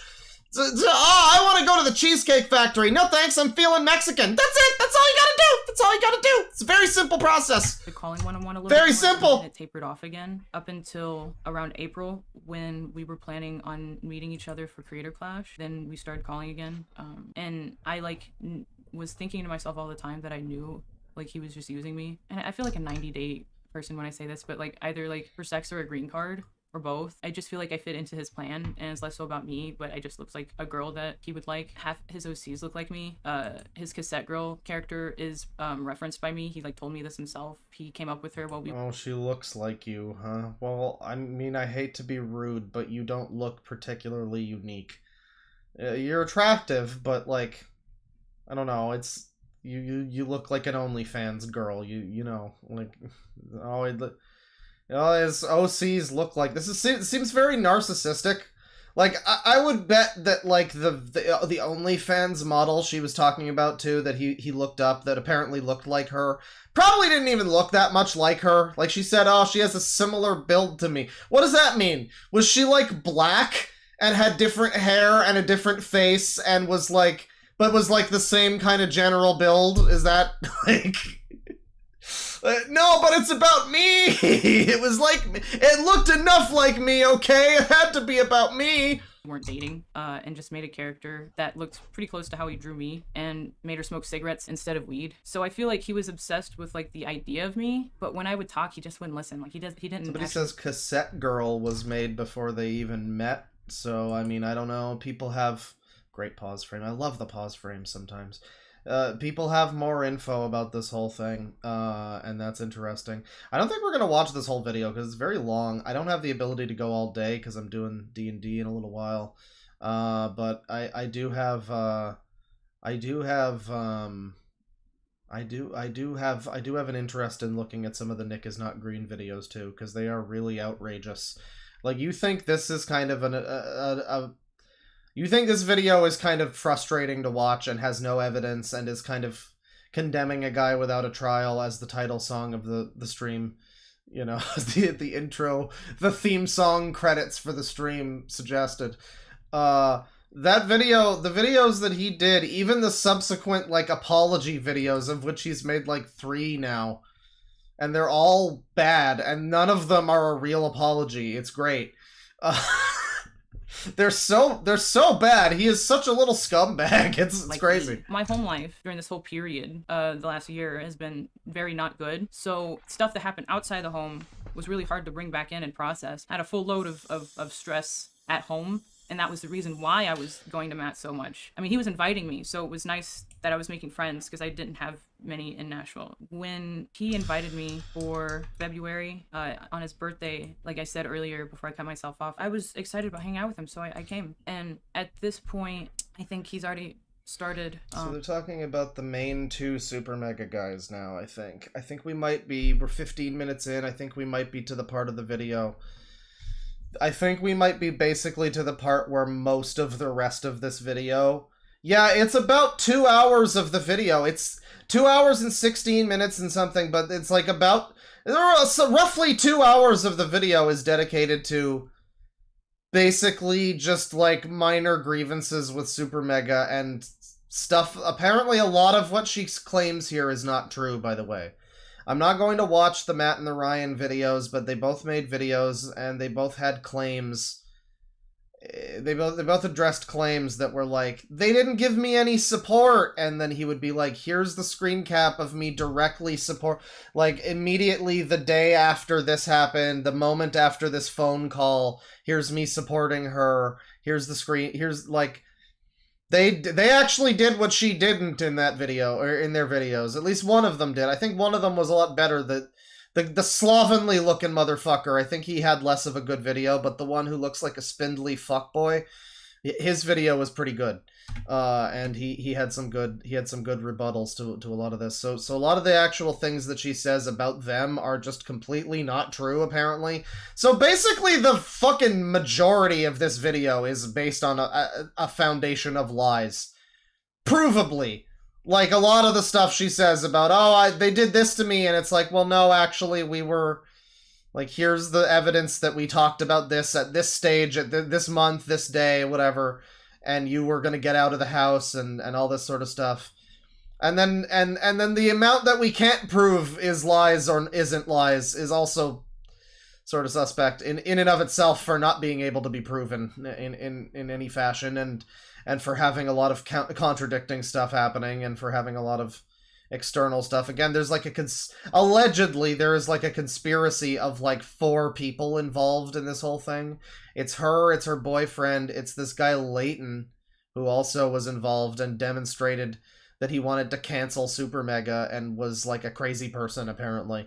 I don't know, he also had a stream where he was like crying his eyes out about like how homophobic they were, and then one of the response videos was like, yeah, here's all the times when I asked, is it okay that we make homophobic jokes, and he said, yeah, bro, it's cool, stop being an F slur, you know. And this guy's over here crying like the end of Gaiden, no spoilers, over like this alleged abuse that happened. And it seems like, you know, one thing that can be said, it seems like they had a very loosely casual workplace, and these are your employees, so having all this stuff where you're running into rooms naked and taking photographs of people on the toilet and shit, it's very strange. So I mean, there is that about SuperMega, but I mean, it does seem like it was all consensual jackass bullshit at the time, so I mean, I guess that's just not... You can't do that anymore. Or you can't do jackass bullshit. You try to drink goat semen as a prank just one time, and everybody gets on your case about it. I'm training for Creator Clash, and he's like getting wasted like every time I come over. I think he likes me coming over because I took care of him. But I had fun doing it. Like, I'm smiling about it now. I saw him like a brother. Like, I'm not trying to even say all of this in /neg. It's not good behavior. /neg. Like, you know, when you have a friend that's like making bad decisions. It's like your whole relationship with this person was online, and then you go and meet them, and you're immediately shut down and unable to process a relationship with this person, and then you talk about it, and you're talking in like Zoomer fucking Discord speak or whatever, and it's like, this is just, I mean, when people talk about like the decay of humanity, it's, you see stuff like this, like, man, people just can't even like interact anymore. I mean, this is what has happened. We're into the phase of like techno transhumanism, techno futuristic bullshit where we can't even interact as humans at this point.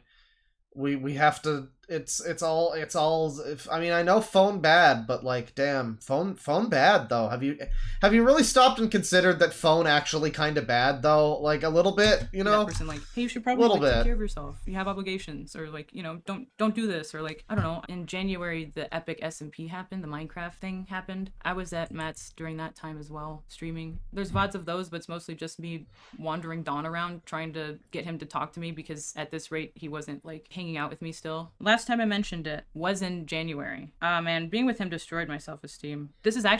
This conversation is actually during Minecraft SMP. I said, maybe next time we have this whole thing surrounds Minecraft SMP. So we've got like texts now happening. Is she gonna show the time might be a good idea to play something else. Or not. I'm not the boss of you. I suggest playing something because that was the only way he would talk to me. This is Dawn she's talking about. So we finally have some kind of proof here. He said, yes, maybe? I'm sorry. I mean, she's reading it, but we don't get to see it, I guess. No, like, yeah. Next time I should really just let alone time be alone time. And I said, I often feel like... Oh my god, we finally have something. Why are we 17 minutes into this video and we finally have something?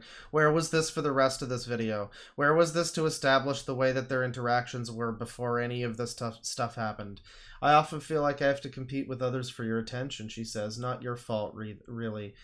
Well, that's because they have a fucking open relationship. And what do you mean you have to compete with others? Lady, you're an OnlyFans model. I kind of feel like he can relate. I don't know. I don't want to make you feel like that. I like talking to you. Okay, I love you very much. I might skip Minecraft tomorrow. I love you too.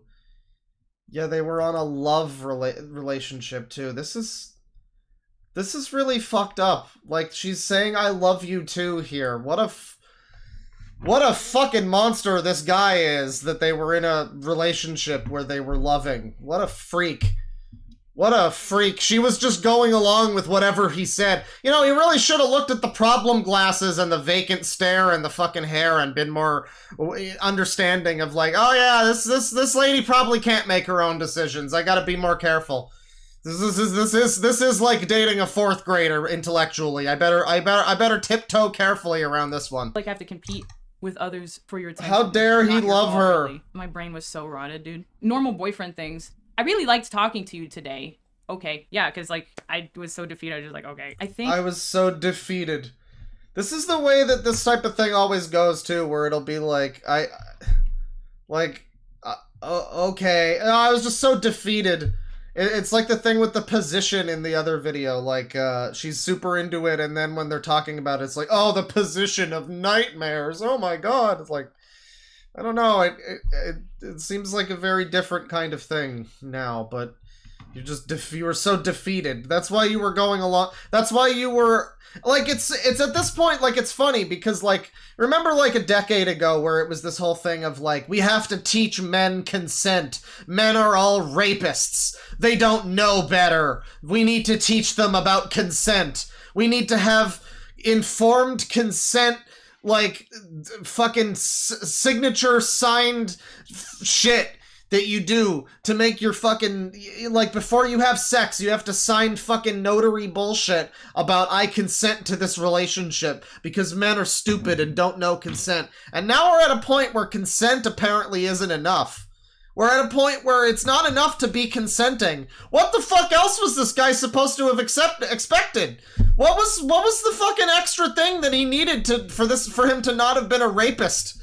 Oh, I was just so defeated, so I was in a relationship with him for years and was saying I love him, and it's like, I get it if you're being abused or something, but you're on Discord for fucking one thing. So, like, it's not exactly like he's, you know, hitting you if you don't make the dinner. Right? Like, it's like, I don't think that's necessarily what was happening, but she's just such a people pleaser, I guess, that she, I guess, just goes along with saying that's not a him problem. That doesn't reflect on him, that you, like, led this guy on and claimed that you loved him when you apparently didn't and were just not into it at all. Like, I don't know what this fucking, like, it's not enough that she was saying I love you too and being super down for, like, everything. Apparently, like, according to him, she was willing to suck him off that day when they met, but then she changed her mind later because she had, like, a cold sore. He went too rough, something like that. Which is understandable, like, you know, oh, yeah, I'm just not feeling it and I'll change my mind. That's fine. But, like, to turn that into this entire backbone of this whole thing, and now we see the one actual screen. That's like a continuing pattern with this shit, too. When you actually see proof, like with the Camden Gerard Davis stuff, too, any of the proof you saw was just like, oh, this just makes it look even worse. Oh, no. Oh, no, this makes it look even stupider and less like a real thing. And the scammer payback as well, where you see the DMs and it's, like, actively against what the woman's saying the whole time about what happened. And then you see this, the one piece of evidence of anything that we see here of their relationship is this consensual I love you too thing. And she's now taking this and turning this into, yeah, I was just so defeated. I had nothing else. He intellectually and spiritually raped me, and I had to just go along with whatever he said. Like, what the fuck is this shit? What clown world are we living in? I understand fuck off! All of what 2022 happened, I let happen because I'd been with Dawn for so long that I just accepted any sort of, like, positivity, even if it was at, like, my own detriment. That meaning, like, not ever bringing up stuff hard. Like, if you bring up something and they ignore it and, like, reply to everything else, just not bringing it up anymore. Like, I would just do that all the time. Not sure if anyone can relate to that. I mentioned explicitly, it's like, and she puts stuff in there like, what is that relevant to anything? That's just like how you are as like a fucking texter or something, how he is, like, who gives a shit? What does that have to do with anything? That's just meant to, like, make people, like, see it and go like, oh yeah, that's just like me, for real, no cap.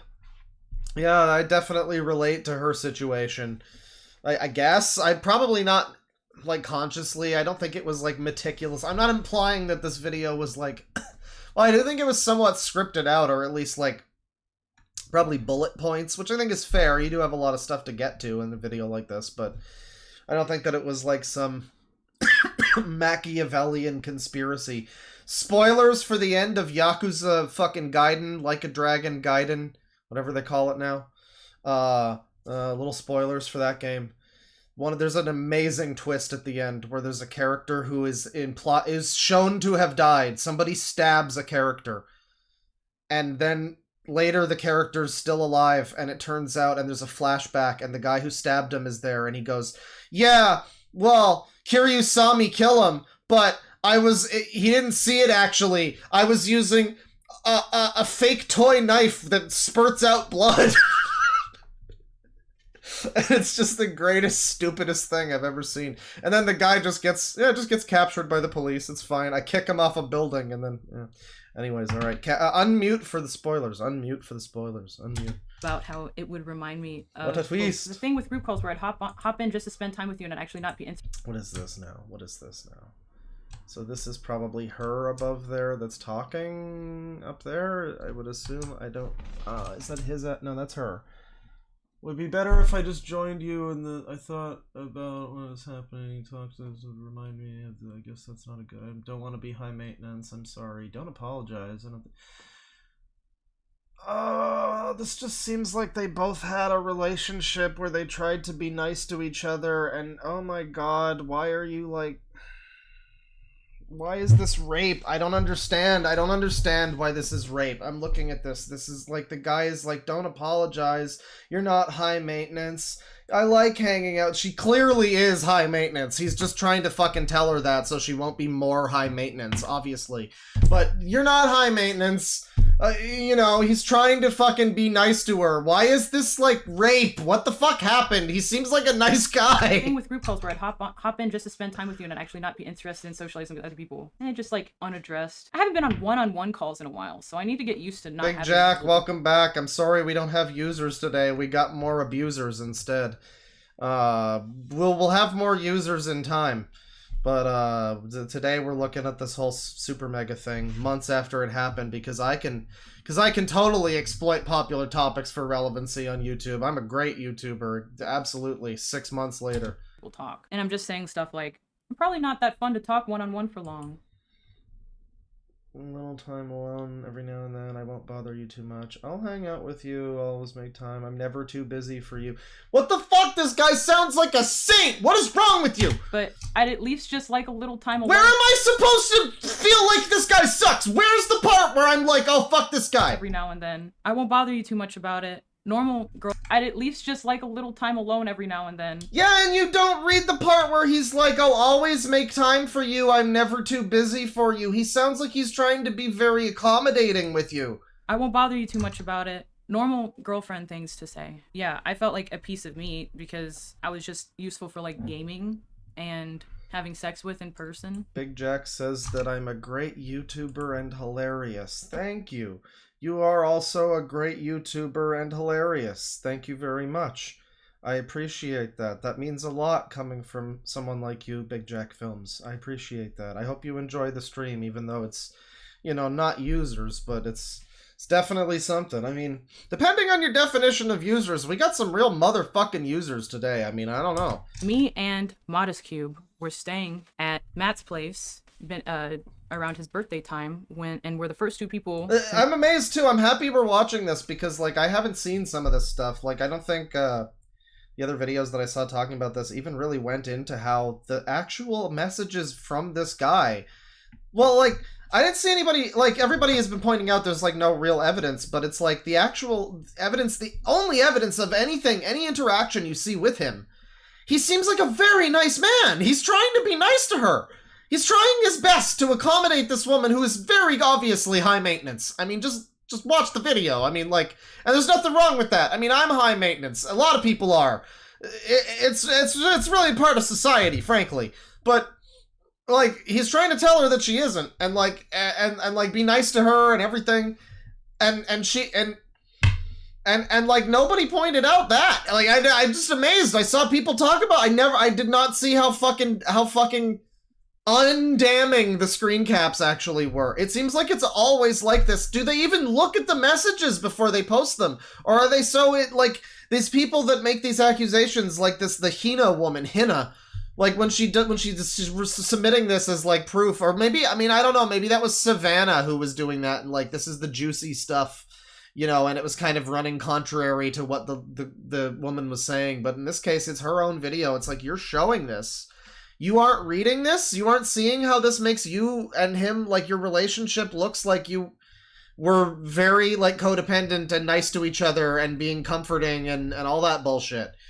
And you're acting like he's some fucking sick nut job who was, like, abusive and neglectful toward you. What the fuck? No, besides Matt and Ryan, I'm pretty sure. I ended up telling Dawn. That's another good, it was another good pause frame. To tell Matt that he shouldn't tell his other employees. So he got a little upset with me and was like, just don't tell anybody else. And I didn't. Even around the time when Leighton was working there. Who said what? Even had a chance to tell Matt that he shouldn't tell his other employees. So he got a little upset with me and was like, just don't tell anybody else. And I didn't. Even around the time when Leighton was working there, because I had known him since he started working there. Even I didn't tell him, and we had been friends since he started, like, immediately. But it never felt like things were the same. Yeah, there's a funny thing about that, by the way. Funny thing about all this Leighton fella who she's been friends with since way before all this. Leighton apparently getting fired was right around the time that she decided that she'd had enough of her abuse and wanted to speak up about it. Apparently, Leighton getting fired was it was right around then that her and Leighton and her boyfriend and Nick is not green, all friends with each other. Definitely not a conspiracy, though. I don't know why you would suggest that 4 people conspiring to push a narrative is a conspiracy. Fucking gamer gators. You fucking crazy people. After that, part of why it's taken me a year and a half to even say anything is because, like, I had only just until recently had time to even process all of this. So apologies. Yeah, I stayed home in April to save up money for Creator Clash. So at this point, I'd made plans with multiple friends to... And you know, like, the thing, too, is, like, what was she... Somebody says, tell Matt about what? It's like, yeah, tell him about what? What was she supposed to tell him? I got abused. I got assaulted. Okay, by who? By Dawn. Okay, well, what happened? Well, don't ask me that, because I'm traumatized and I can't think about it right now. Or something. Or, like, she would say what happened, and even then it would be like, well, okay, it sounds like he didn't really do anything, and then they're rape apologists. Again. Like, there was just no winning for them. This was just, they were really... Man, the dominoes were all lined up right perfectly, too. That's... Jeez. They really, they played this one pretty well, apparently, because, like, it seems to have been effective. Allegedly, I'm just alleging that hypothetically, if there was a conspiracy to cancel SuperMega, they did a pretty good job of it. I mean, even though all this evidence is not convincing us, hypothetically, it did convince their audience, which speaks volumes, I guess, about people that watch SuperMega. I don't know. For outside. I know people that like SuperMega. I don't want to be rude, but it's like, man, you guys, you really bought a lot of this, huh? You really bought into a lot of this with just zero evidence. The only proof there is of any interaction is nice, and he looks like a nice man. Like, you really all just believe this, huh? Okay, all right. Yeah, I don't know. They were just set up to fail. There was no action they could have taken. Like, they did what she wanted. Apparently, they got him fired. They stopped hanging out with him. They stopped inviting him to things. They kept it quiet because she wanted to not, like, make it a thing because it would be uncomfortable or something. And then now they're rape apologists, and they buried a rape that happened because it's their magnum opus. It's like, I don't know, there's a couple of competing stories going on here, I, being in Nashville, I'm far enough that I could just drive. I had a few friends fly to Nashville because it was cheaper, and then we all drove down to Tampa. During all that planning, I made it a point to make sure that Dawn was going to stay with us, because that something feels wrong. Feeling never went away, and I was starting to put pieces together. This guy who abused me, and who made me feel unsafe, and choked me, and allegedly the choking was completely unwarranted and unprovoked, right? This guy who abused me and did all this stuff. I really wanted him to be involved in this. I wanted to have him invited personally. Okay. Sure. This is very similar to Scammer Payback now. Where it's like, you abused me and you're dangerous, you're a sexual predator. I fear for my life. But I also still want to be your best friend and confide in you and all this stuff. Like, why would you want him there? If you feel like... I know it's hard for people to process these things, and it's like your boyfriend, apparently, who did this to you. I'll throw you a bone and use the phrasing, did this to you. There you go. It's your boyfriend who did this to you and traumatized you in such a way, right? But, like, even still, would you really want, like, yeah, come back, please? Like, would you... I don't know. I mean, I guess everyone's different, and people, the mind works in its way, I guess, but I don't know why, if you hate this guy and he did this to you, why would you want him to be staying with you again? What it was, and it was getting too hard to, like, hold on and not talk about, because I hadn't told anyone. It felt like a lie to me. I don't know why. It's funny. It's 10 years ago. Man, I feel really sorry for BPD people now, like the ones that aren't crazy, like the ones that aren't like this, I mean, I don't know if she has BPD, but that's like the meme now, is like the people that do the, like, I don't even think the Hina lady, I don't think she had BPD. She had bipolar and autism and something else, I don't know, but like, that's the meme now, is the BPD thing. Everybody in chat saying it, and it's like, man, I know that's like the girl version of, like, looking at somebody doing something, like a guy doing something weird and going autism. That's what it is. You look at a girl being crazy on the internet and you go, oh man, BPD. I guess that's just what it is. This year. It's not even exclusive to... Neither of these are exclusive to either sex, but, Actually, called someone out before. I did it a bit over a year after it happened, because I also didn't process Yeah, I'm an ape rapeologist. That's me. I was 17 and he was 21, and I also told him no the whole time, and he still kept... What is happening? She was 7... Oh, this is another great one. Hang on. I gotta go get a drink. I'll be right back. Just enjoy this for a second, and, alright, I'll be right back.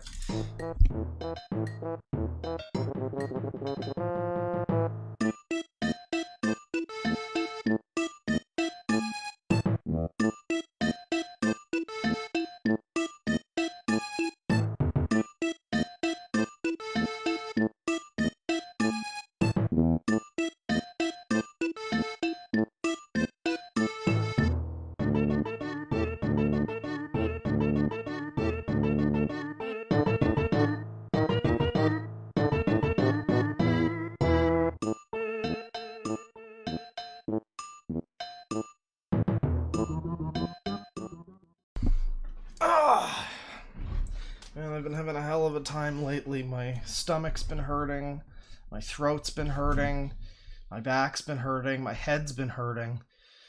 Some of these overlapping, but most of the time just independently. I think I am finally... I know what it's like to be old and just have, like, aches and pains all the time. And I'm not used to it. It's debilitating. I'm going up the stairs, I feel like I'm fucking... I feel like I'm, you know, Red Sanford or something. I'm, like, clutching my back, clutching my sides. I'm falling apart over here! Oh god! I did it a bit over a year after it happened because I also didn't process it, but it was also with an ex-boyfriend. I was 17 and he was 21, and I also told him no the whole time and he still kept going. So it felt like I was like reliving something I'd gone through before. And when that happened, I was somebody posted art onto Facebook at the time. Okay, so here's the thing, right? Is like, I'm sorry to say this, you know, but like, at this point in time, we have, like, a pretty negative track record of the things that this woman says being true, is all I'm saying. And so when she talks about that, it's like, maybe it happened, and maybe this is all, I'm sure it's possible, it's absolutely possible it could happen, but it's also possible that that's just another thing that's maybe embellished or something, but if that's true, you know, that's terrible. However, you know, I don't see how that's necessarily fucking Don's fault that he got, like, fired for all of this just because it kind of reminded you of another situation that you were in. I don't know about that. So that was like my online presence, and we had a lot of mutual. It's friends. pronounced lying. I was scared of him, and I mustered up the courage to like talk about what happened because I had watched him for long enough that I was like, I don't think he's different. I don't think, you know, because he apologized to me when it happened and all that, but nothing ever changed. I could just tell nothing was different, and after I had not been with him anymore, he was still like. So she like wanted more attention. Despite giving nothing in return, I guess. She wanted more attention over Discord, even though he was apparently already giving her attention, and she didn't get enough attention. And that seems to be what the main complaint here is with him, as like, we're just like in relationship court now, like that's what a lot of this comes down to. And a lot of this just ultimately comes down to like, well, I felt like he was being mean to me, and like, I just don't care. Like, if you people in chat are also like, who gives a shit? Yeah, no, I agree. Who gives a shit? Why was a guy's entire life ruined over just like having a fucking bad relationship with some crazy girl? Allegedly, just as a joke, just as a meme. Why was his entire life ruined over this exactly? Why? Why? This seems like you were just having a fucking, like, normal relationship with someone, and it kind of went bad, and he was, like, I don't know, maybe distant, and, like, you were also kind of, like, people have their problems. I guess you guys weren't meant to be. Why is that rape now? I don't understand. Just very creepy with other people in the same way he was with me. This was 20... Timu, Velma, I had Vimu. friends I was friends with for years choose him over me. There was a few friends that I trusted that I told in private. They were like, oh, damn, that sucks. And then they would still hang out with him. And it made me feel unsafe, and I didn't know how to word that, but I was asking them. I would ask them, like, why. They just wouldn't know what to say and just would stop talking to me. Or, like, be like, I don't believe you. Like, it turns out they were being my friend and then didn't believe me or something. I had people quote read. Why should they?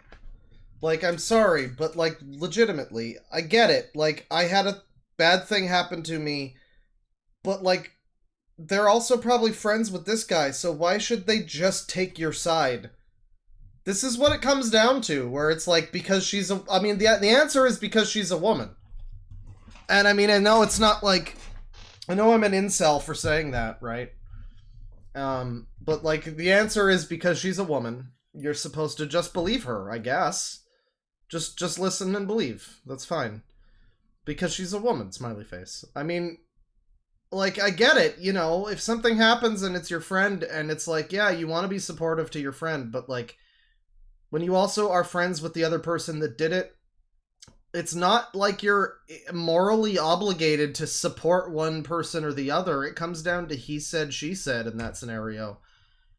And it just seems like a very unfortunate thing all around, but it's like, what do you, like, that's not...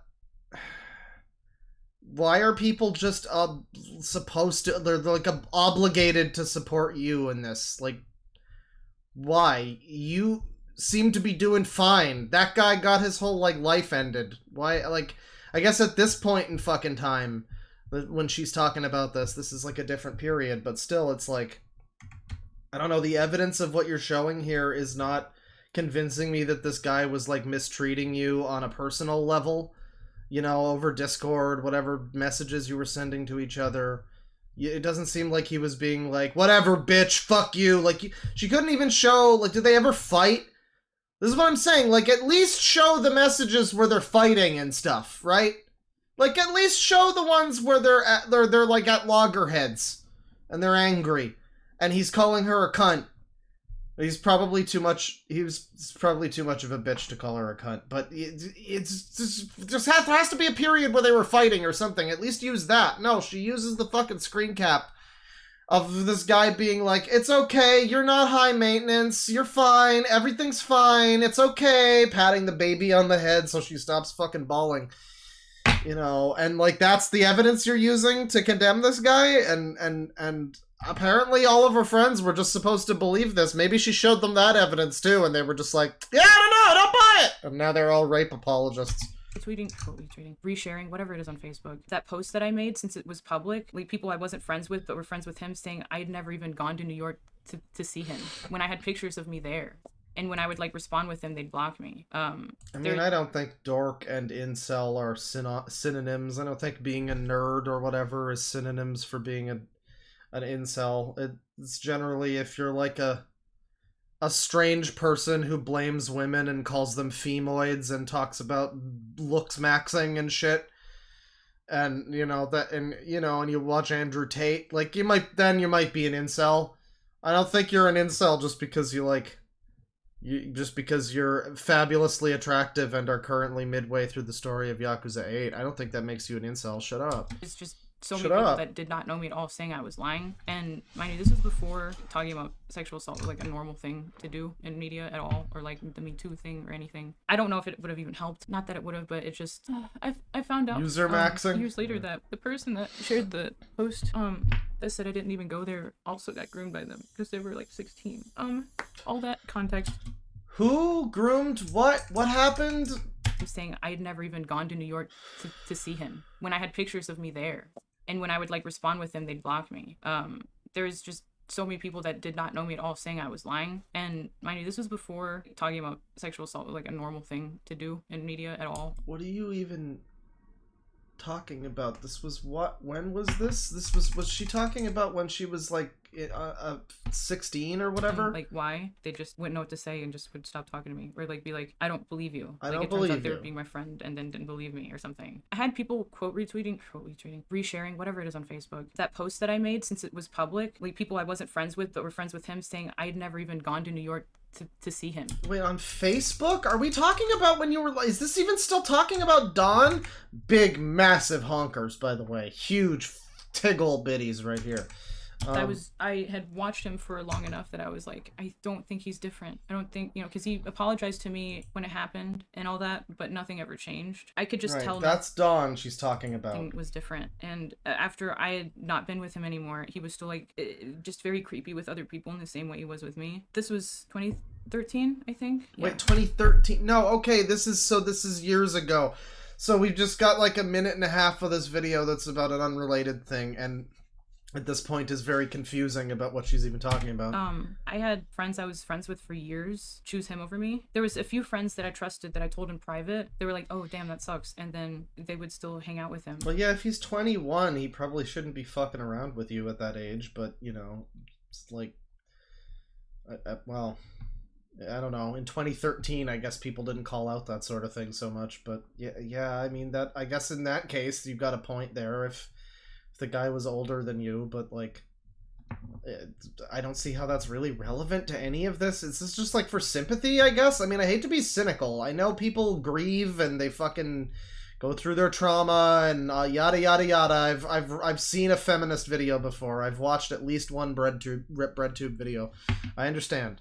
But like I know. People, it takes a while for people to process things and everything, but like, man, there's so many things here where I'm like, oh, I guess her brain must have been broken pretty bad and during this instance. All right. And it made me feel unsafe, and I didn't know how to word that, but I was asking them. He was heartless! I just wouldn't know what to say and just would stop talking to me. Or like be like, I don't believe you. Like it turns out they were being my friend and then didn't believe me or something. I had people quote retweeting, resharing, whatever it is on Facebook. That post that I made, since it was public, like people I wasn't friends with but were friends with him, saying I'd never even gone to New York to see him when I had pictures of me there. And when I would like respond with them, they'd block. So she had more proof of that than she did of this scenario. Maybe she did that and she had proof and they blocked her, and now she's been scorned, and so now she did this video and she's like, yeah, well, people don't like proof, so I'm just gonna cry a bit and not show them any evidence of any interactions and anything like that. Like, did they not take any pictures or anything while they were at any of these events together? They didn't decide to take a selfie while they were like, hey, we met up for the first time, let's take a picture or something? Nothing like that, really? You were all at like events, Creator Clash and everything, and that's not in the video at all? Where's that? Where's any of that, I guess it's because in 2013 or whatever, when she was in like high school, she decided to do that and people didn't take kindly to it, and now she's been scorned. Again, if that happened, it's very unfortunate, but I don't see why we're dedicating like a minute of this or more of this to this claim. This has nothing to do with any of this. There was just so many people that did not know me at all saying I was lying, and mind you, this was before talking about sexual assault was like a normal thing to do in media at all, or like. Yeah, I got very confused when we got to this point because I'm like, this was like a year ago. No, this was in 2013. It kind of feels a little like she's. I don't think it's poisoning the well, but it's sort of like that. It's like she's like laying the foundation of like, people will say I'm lying about this, but they accused me of lying before, and like, I don't know, maybe they knew something we didn't. You know what I'm saying? Like maybe the people around you were just like, Becky, we know you burned that house down. Stop saying it wasn't you. You always do this, Becky. Like I don't know, but I'm just saying, like, probably not. I mean, she's right. That was before it was a thing to really talk about this sort of stuff. And it's just that it's like this sort of stuff. Like what sort of stuff? Actually being assaulted and raped is bad. Okay, but like.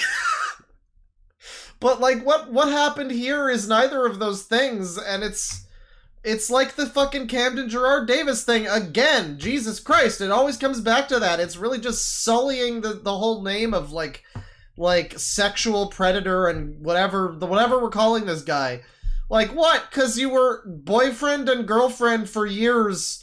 You're selling nudes online. You meet up for the first time. He's like, "Hey, can you just like suck my cock?" And then you turn that into rape, I guess. I mean, shit. The Me Too thing or anything. I don't know if it would have even helped. Not that it would have, but it just. Wow, hot take. Years later, that the person that shared the post. Yeah, this has nothing to do with SuperMega. This is all like 11 years ago. This is fucking 2013. This is just unrelated. This is just meant to be like, hey, I've said this before about someone, and. People didn't believe it, so you wouldn't believe me. I told you I'd rape, but you didn't believe me. Didn't even go there. Also got groomed by them because they were like 16. All that context, just because of all that happened. What are these What are these fucking cuts? Look at these cuts. All that context, just because of all that happened. What was that? What was that? It looked like she was about to say something else entirely. How many takes did this fucking take? How performative is this where there's this editing and everything? It just looks... It's not good. Why would you edit a video like this so heavily?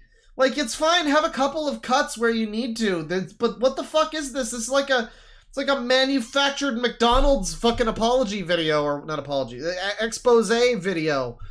Just like leave some space, leave some fucking space for people to fucking talk. Like, holy shit. What I did know what was wrong was that I didn't feel good, and I was pretty sure I knew why. And the other thing I was sure was that I didn't want to go through that again. So when I was planning on having him come to the Airbnb, I like how her haircut is. It's like Velma grew a tail on both sides. It's like if Velma was classic Sonic, this would be the modern Sonic Velma. It's just like a little longer and lankier and a little shittier. My thought process was, if I could just talk to him in real life about this, there wouldn't be a need to do any of this. He lives in Germany. I live in the South at this point. You just have to go so out of the way to Velma like, mullet. It's a Vel mullet. Yeah. There was no harm in me just like pulling him aside at some point and being like, "Hey, you remember this? It wasn't cool. Let's not talk anymore," or whatever, you know, whatever line of dialogue. So it's not something that's screenshotable, something that other people can like speculate or be like, "That's fake," or I didn't want people doing that to me again. I don't know. I'm a big boy or whatever, but the whole time. Are you know? Now, I want to go over this part again. Why? And the other thing I was sure was that I didn't want to go through that again. Didn't want to go through it again. I was planning on having him come to the Airbnb. Him being Dawn. My thought process was, if I could This is why she invited this guy who abused her back to an Airbnb with her. This is her thought process here. Remember, brain broken, so don't question it too much. Talk to him in real life about this, there wouldn't be a need to do any of this. He lives in Germany. I live in the South at this point. You just have to go... Why would you even need to talk to him in real life if that's the scenario? It's like, yeah, let's go entirely out of our way. I'll get you over here, and then instead of, like, us fucking or whatever, we'll have a good time. No, I'll break up with you. Why don't you just break up with them over fucking Discord or something if you're gonna be like this? What the fuck? You don't even live near each other. Why are you doing this? So out of the way to like bump into each other that way that there was no harm in me just like pulling him aside at some point and being like, "Hey, you remember this? It wasn't cool. Let's not talk anymore," or whatever, you know, whatever line of dialogue.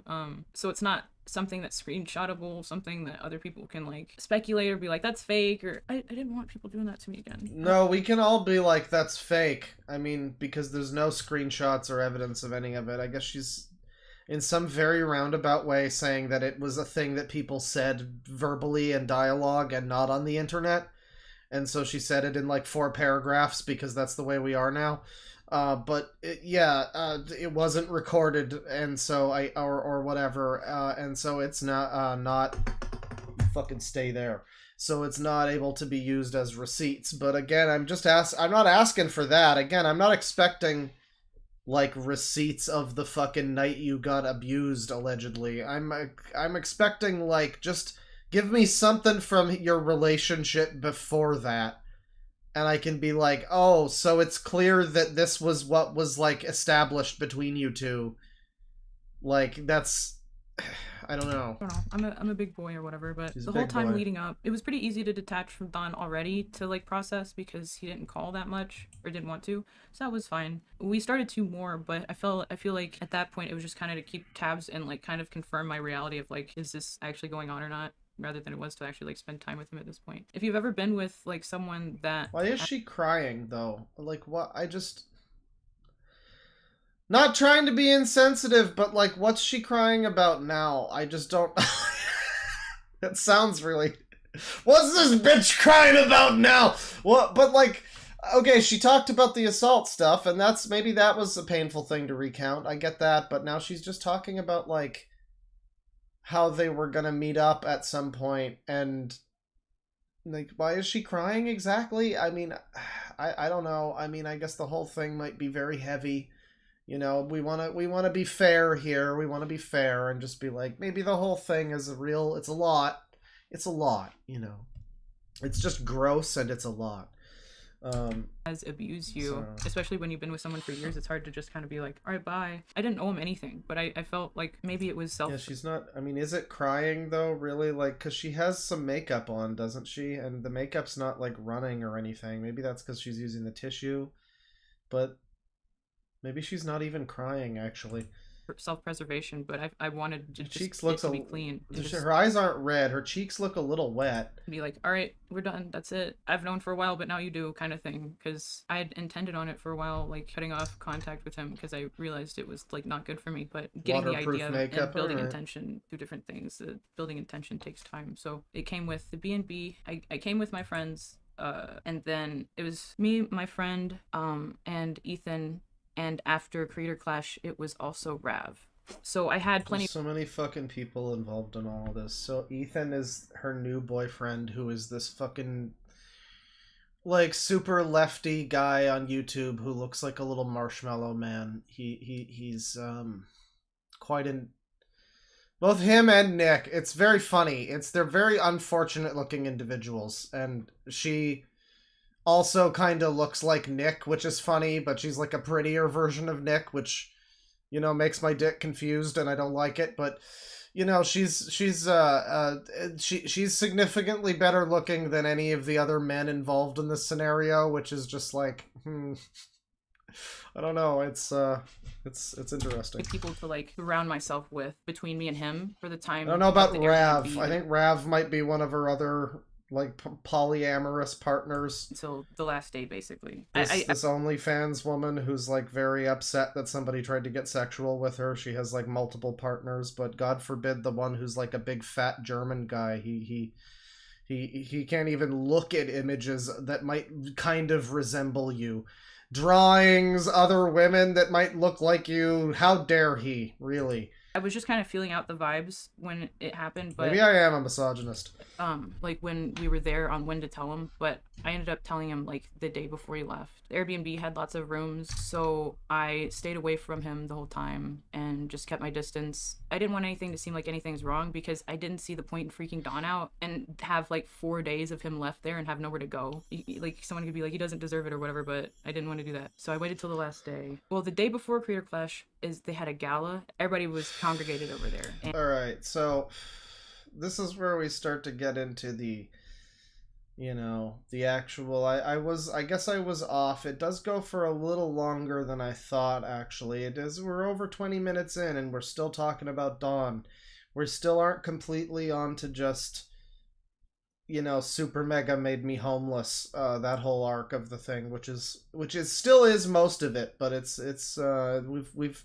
we've been on topic for longer than I remember it being. And at one point, like it was the weigh-in, not the gala, it was the weigh-in. I don't exactly remember how or why, but I come out from the room of the weigh-in and Dawn has a giant nosebleed Wait, which way in? All over his shirt, all over his white shirt, and I just get the worst vibes ever. That was like when he started feeling like I didn't want to be around him, because I was like, I would say that it was on purpose, but a lot of times it wasn't. There was just so many people that it was kind of hard. So she walks into a room, she sees this guy. Man, it's just like this Dawn guy. What did you even see in him? I don't understand why you were with him. I feel just continually like worse for this guy. Because now I'm just like in this guy's shoes. You've got this like, you're not a very attractive dude. You've got this like pretty attractive looking woman who's like into you. And is like saying, yeah, I love you and all this stuff. And it turns out later that I guess she was just like mentally fucking retarded and couldn't make any of her own decisions because she was fawning or something. And like she won't touch him, she won't let him see her naked. She walks into her room and sees this guy who's like nose bleeding or something, and she's like, that was the sign that I knew that this guy was a sick freak, or like, what the fuck? Like, what the fuck did this guy do? Holy shit, this poor guy. What the fuck? Why does he deserve all of this? It doesn't even begin with him getting fired or whatever. It seems like it begins with him being fucking strung along for years by this woman who just like manufactured fake feelings for him to like get in this position. That's what it seems like right now. Those messages she showed, I have not seen anybody even point this out before I watched this video. I'm so glad I watched that part, because the actual messages she showed, he seems like a nice guy. He seems like a nice guy. As far as I've seen, he has not done anything wrong. The only actual proof of anything from him, he seems like a very nice guy trying to be accommodating, and she tries to spin it in this weird fucking way. And like, wow, what a fucking shame for that dude who just like this whole time, I guess she just was lying, haha. I was just too much of a people pleaser to tell you I didn't actually love you, and like, I was actually disgusted by you and you're a piece of shit. Like, I'm just such a people pleaser, I couldn't tell you any of that. Wow, fuck this lady. It's fucking hell. To keep track if somebody wasn't like following you. So I genuinely didn't think he cared. So I got really freaked out when he started getting freaked out. Like I was like fucked up in the head, and all I cared about was like other people's comfort. I don't know. We visited a couple beaches and stuff. At the second beach we went to, everybody's hanging out at the beach all day. Like it was the longest day we had at the beach. And like on the way back before we go get a hotel room, Dawn's like talking to Ethan and like mentions that we're dating. And so Ethan had to be kept clear and away from the water because he will expand to 3 times his size if any water gets onto him. After that conversation, he comes over to me and he was like, "You guys are dating?" And I really don't want to have a stay puffed man situation with Ethan. Like stomach sank because I was like, I gotta beach episode. This thing, because it's not normal to like have someone have to tell you that, and then I don't know, I've never been in that situation before, you know. I didn't expect to tell anyone besides Dawn. I mean, what was I gonna do, lie? It wasn't even like an option in my head. I didn't know what to say besides just say like, hey, this thing happened a few months ago, because at this point in May it was only like is about half a year. It was just like, this is one of the few moments where I actually have like photos of that exact moment. And this thing too, where it's like, hey, everything was fine up until now. For a few months, like, I know that it takes a while to process things sometimes, right?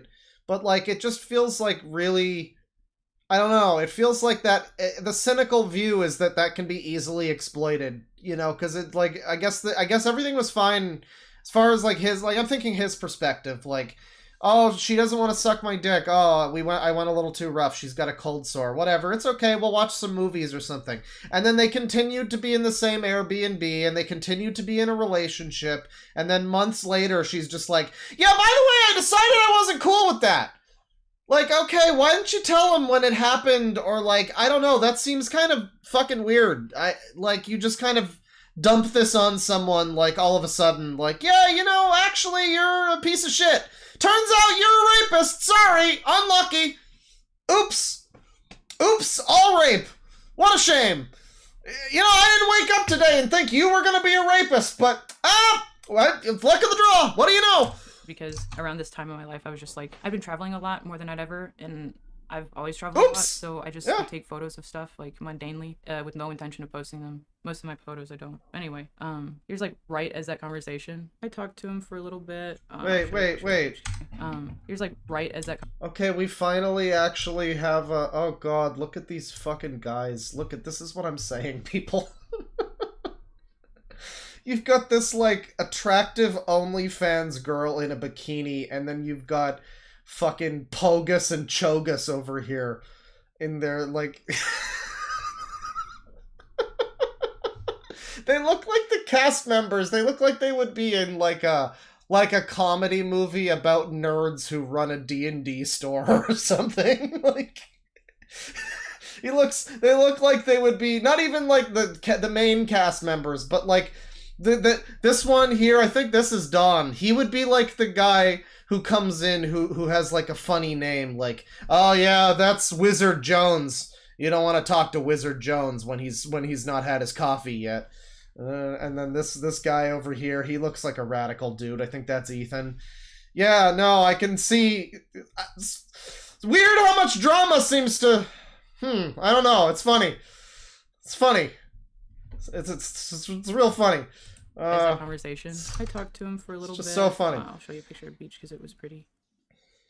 I only care so much about those pictures because this place got destroyed. Bulk and Skull. So yeah, after I told Ethan, it was too far to drive back to Tampa that night, and it was too late at that point. So we got a nearby hotel, and rooming arrangements were very hectic, and nobody knew who they were staying with, and I was really freaked out. Somebody just says flat, mid, and surrounded by orbiters. Having had that conversation, the like realness of everything set in after I had told someone else. There's nothing wrong with being flat, but mid is the real problem. I sat in the car for a long time scared because I was like thinking that, well, I don't want to go in that room with Dawn because there was like 3 Yeah, I wanted him to be in the Airbnb with us and on the trip with us, and I wanted to string him along and make him think that I was still cool with everything, but then I don't want to be alone in a room with him. Oh, good God, no. 4 separate rooms between everybody that was in the car. And that's actually Dawn's last messages to me on Twitter is this. It was a bad night. Yeah, wait. We got more receipts, people. Lex, if you see this, then my phone has died. Just knock on... Okay, That was a knock bad on the night. door. I was just kind of hiding in the parking lot, hoping everyone would go to sleep and not find me. So the only proof we've seen, like the time she's raised her phone, right? There's been the Twitter like art that she drew of her vaping or whatever, which I guess was meant to indicate her stress the night that the assault happened, apparently. And then there was this guy being, you know, cool, like being nice and accommodating toward her in a relationship, and them saying that they love each other. And then what? It was like a picture of her and her two orbiters. And then now it's just him saying like, hey, my phone died, good night, I'll be in this room. And she's acting like she watched this guy murder her whole family. Like, I'm sorry, you need to have better... Like, it's amazing to me. It's not even just that she has no evidence. It's that when she does have evidence, it's not evidence. It's just not evidence. It's the same thing as the other fucking... It's just the same as the scammer payback. How do you manage to show me things that just tell me nothing about what you're actually telling me? You're telling me, oh, yeah, I was so horribly fucked up about this guy coming here. Anyway, here's a shot of me and him on the beach looking happy. Yeah, I was just so fucked up and I couldn't be alone with him. Anyway, here's a shot of him just being, like, whatever, not saying any... Like, where's the part where he goes, like, I'll fucking kill you? Or, you know, I like, anything. Anything at all to actually make him look bad other than just, she said so, I guess. Fucking hell, man. I'd had like a script in my head written for the whole trip, and then once I got broken, everything got way too real, I guess. I thought that how I was doing things was like the best way to do it, but I don't know. It didn't like foil my plans. Oh yeah, ass is always the play. Or anything. I still got to tell him. It was just, it added a lot of anxiety that I didn't have because I hadn't gotten to process it. Up the app! If you've ever... Yeah, that's right, up the app! Been abused physically, sexually, telling... With the pink buddy. Someone else, like, verbally, it makes it feel so much more real that it can make you feel completely different than how you did before, and it's very jarring. So I was dealing with that. I felt like I had, like, shell shock or something, and I couldn't get away from it. You know, and look, it's like, I think... There's this thing where a lot of people, like myself, have probably not been sexually assaulted, necessarily, and so you see this, and you don't necessarily know how someone would react to this sort of thing. I feel like people who have, though, probably would also agree that this is a bit questionable. But, like, yeah, I mean, I don't know. Like, yeah, there's probably something to be said about putting that to words, facing the person who did something to you and telling them what they did and, you know, making them... Like, that's taking accountability. That's what it really is like, hey, you did something bad to me. And saying that and looking them in the eye when you say that kind of thing. That would be like actually, you know, taking accountability. But like that's, I don't know, you know, that's not really what's going on. The person that I had this realization that I was like really messed up by, but I don't know, that just doesn't feel like it's adding up though, you know, like it just feels like a lot of this is don't ask questions, just consume victimhood and get excited for next trauma. I don't think we stayed much longer after that. I stayed with Ethan that night, and the next morning, I have a picture of that. That's me with my stuff, about to go drive back to Tampa. So there was only one more. Why are you giving us these pictures that are inconsequential? I don't care about your fucking selfie that you took that day. It has nothing to do with anything. It doesn't even have a timestamp. It could have been taken yesterday. It could have been taken the fucking moment before you made this video. That fucking selfie. Why are you showing me a selfie? The only one that was valid at all was the one where she was on the beach with the fucking orbiter chuds. But like that one, because the two people are actually involved in this thing. She's just like, here's a picture I took. Don't I look great? Like, I guess. Awesome. Cool. Day after this trip, and that day Ryan was... Oh my god, who the hell cares? And I kind of skipped over them from Creator Clash. I picked Matt and Ryan up from the airport. Yeah, it's funny somebody says this too. I fucked up. I Windows G enabled a little bit. Somebody points out it's a power dynamic issue where weak and unattractive people are easier to manipulate. Well, yeah. I mean, that's the irony of it, obviously, where, You know, it comes back at some point to this being a power dynamic thing. They always like to say power dynamic. Yeah, well, what about that power dynamic? What about the fact that women basically sexually hold all the cards in a relationship? And, like, you know, it's like if an attractive woman gives you the green light, that's it, right? Like, that's... And then you're now at her whims. Now the power dynamic has shifted. It doesn't matter if it doesn't matter what's going on. Well, no, okay. If you're like 9, maybe the power dynamic thing matters a lot more there. But I don't know. You get these people like, oh my God, he runs a scammer YouTube channel. There was a power dynamic. Like, I don't know. You're pretty attractive woman, you know. I think that's enough of a power dynamic in and of itself. You want to talk about fucking power dynamics? Like, I planned a lot of my trip around, like, making sure I could help them, just because I wanted to. Makes me feel silly. But we didn't really get to hang out with them that much after Creator Clash. And since he was healing and, like, healed enough to be okay, we invited him over, and we smoked and hung out at the Airbnb on the last day. And I cooked everybody steak. And then by the time all this was over, everybody was pretty tired. Why are you showing us steak now? Who gives a shit? So everybody went home or went to sleep pretty quickly, and it was after that I told Dawn. I pulled him aside. We went on a walk around the neighborhood the Airbnb was in. The way I told him was basically, I was basically like, hey, do you remember November when we first hung out? And he was like, yeah.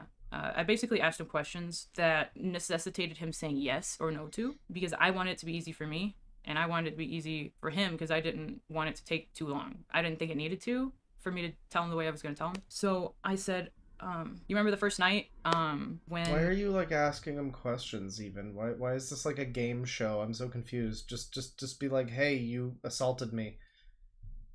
Like, what? Why is this confused? Like, hey, remember that night when our parents died? Just say, hey, remember that night when that thing happened? They probably both remember it pretty well. You probably both thought about it. You know, so, like, I think you both have it in mind, probably. So, like, I don't know. Just turning it into a 20 questions charades game. Like, just fucking ask, just tell him. You were, like, pushing my head down, and I was telling you no. Yes, he says, basically. He, like, didn't dispute anything that I said. He was just saying yes. And I was like, you know that's sexual assault, right? Like, you can't do that to people. Like, that wasn't cool that you did that to me. I've been, like, really, like, messed up that you did that. I, like, have to, like, get better from this. Why are there so many cuts? Just let this seems like a personal moment where you would just let this play and not cut every second, every word. Why is that happening? It's so fucking annoying. It's so hard to fucking watch this. But yeah, she got sexually assaulted, and again, I mean, if you've just joined us, we have no information at all about what their relationship was like leading up to any of this that happened. The first sexual thing that we know of is that they were, as far as she's told us, like, they met up, and then he was just like, you gotta suck my dick! And then, like, eventually he stopped, but, like, you know, he was kind of pushy about it a bit. His version of events differs, obviously, but, like, I don't know, it's just interesting. I mean, I've been, like, really, like, messed up that you did that. I've been messed up over it. I mean, over him being a little pushy, and then, like, you stop. But then there's even that's called into question. I don't know. It's very confusing. I mean, it's very confusing. Like, have to, like, get better from this. She has to get better. I'm, like, having to recover from. Because... And she didn't tell him this for the last, like, 3 months or however long it's been that they've been dating, that they've been talking on Discord and stuff. She didn't tell him this then. But now, and I mean, yeah, it takes a while to figure this sort of thing out, but shit, just imagine being the guy who just has to learn months later, oh, turns out you're a rapist. Sorry. I know, it's a tough pill to swallow. What a shame. I don't know. Communication seems like it was not a strong suit of anybody involved in this scenario. It's making me not well. Like, basically explain to him all but like a baby that sexual assault is bad and that what he did was that and that you can't do it. Because, like, this is the thing, too, where it's like this loaded, like, men don't understand that rape is bad. No, bitch, men don't understand that you saying yes earlier in the day and, like, again, I was saying before, we don't know, like, according to him, she was at some point in the day down for it. According to him, that's his side of the story.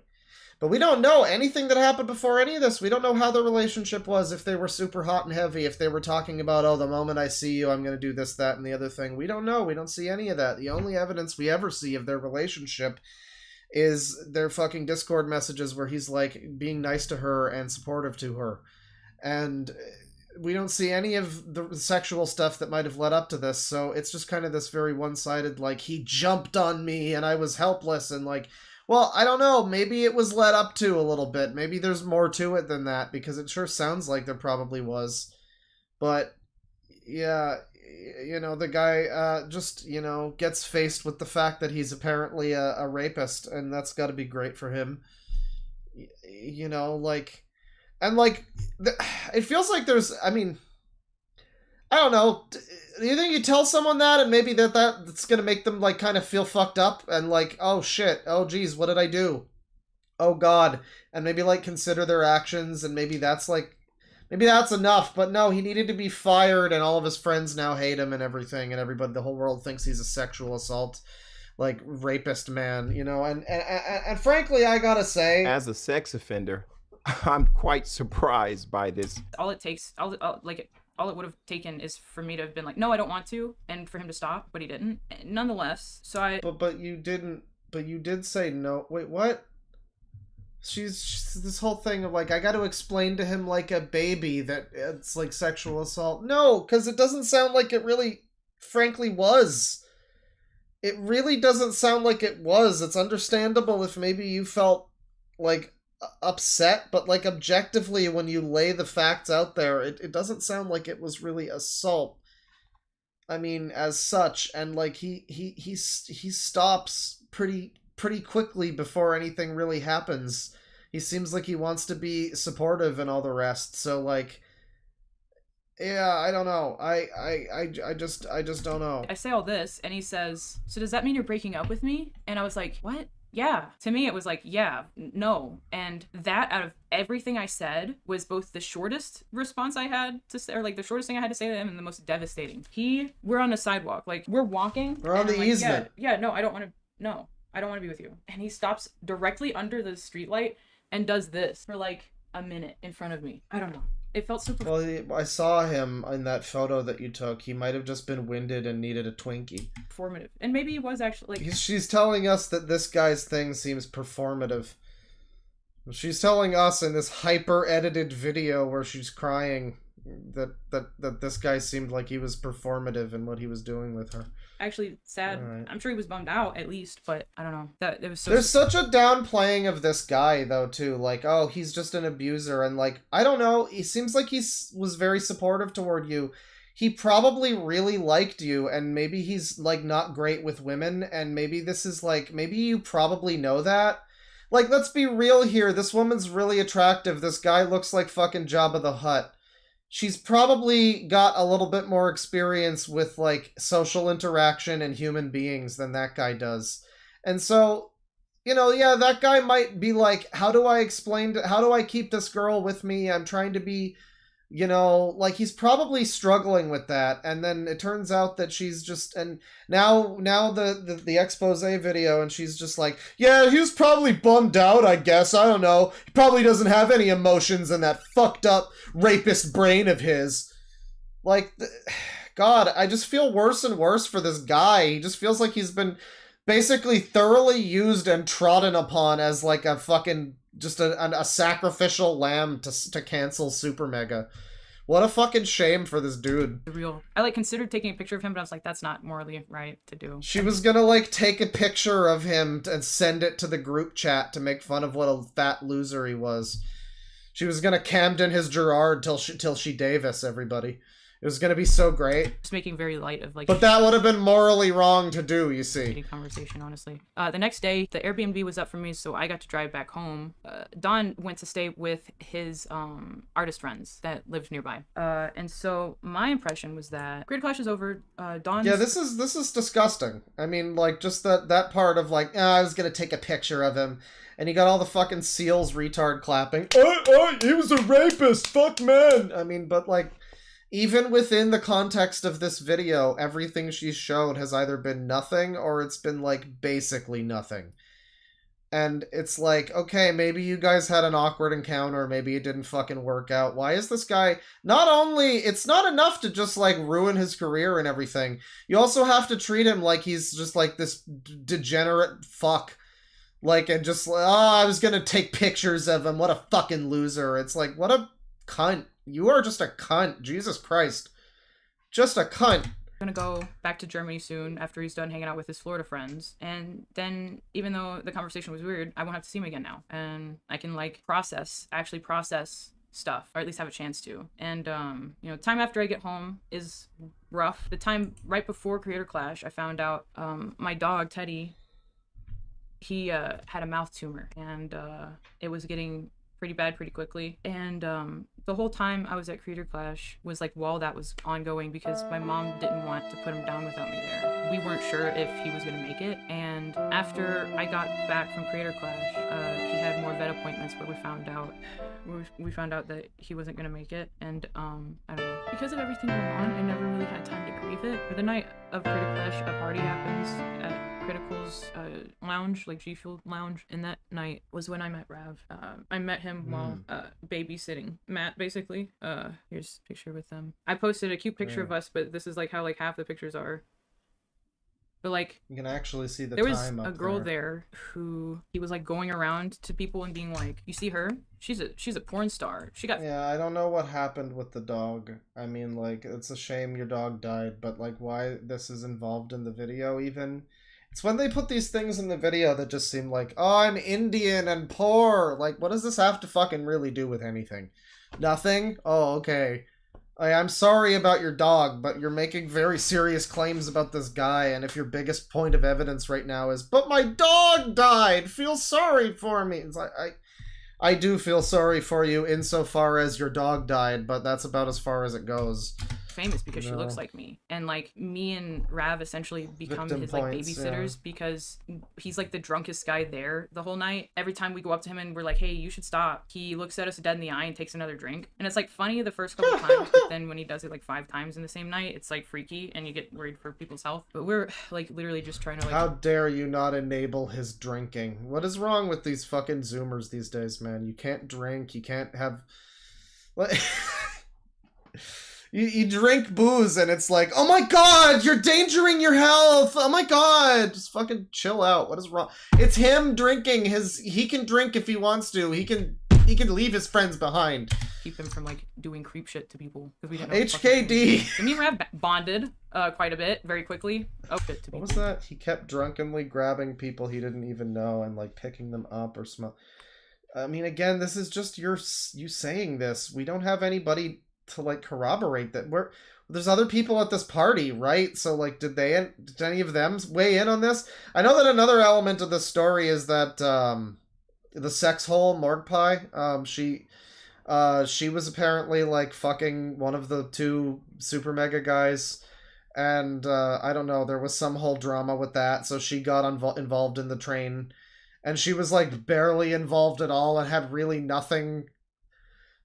Her whole thing was like also bullshit. I'm not even gonna get more into it, but like her whole element of cancel SuperMega was in fact also just a bunch of nonsense too. So that's also funny. Because we didn't know what the fuck he was gonna do. So me and Rav bonded quite a bit very quickly over being nanny. He didn't have anywhere to go. He just ended his tour like that day before he got there. So I was like, you should come stay with us. We have extra room. So while he was staying there, we were talking about our life situation, and it struck a chord with him, and he wanted to help me and said that he's moving to LA and that I should go with him. I think it was before I left Tampa. I'd already had a ticket. This is the guy who was drunkenly going around and fucking molesting people at a party or whatever. And that's the classic term of the use of the term molest.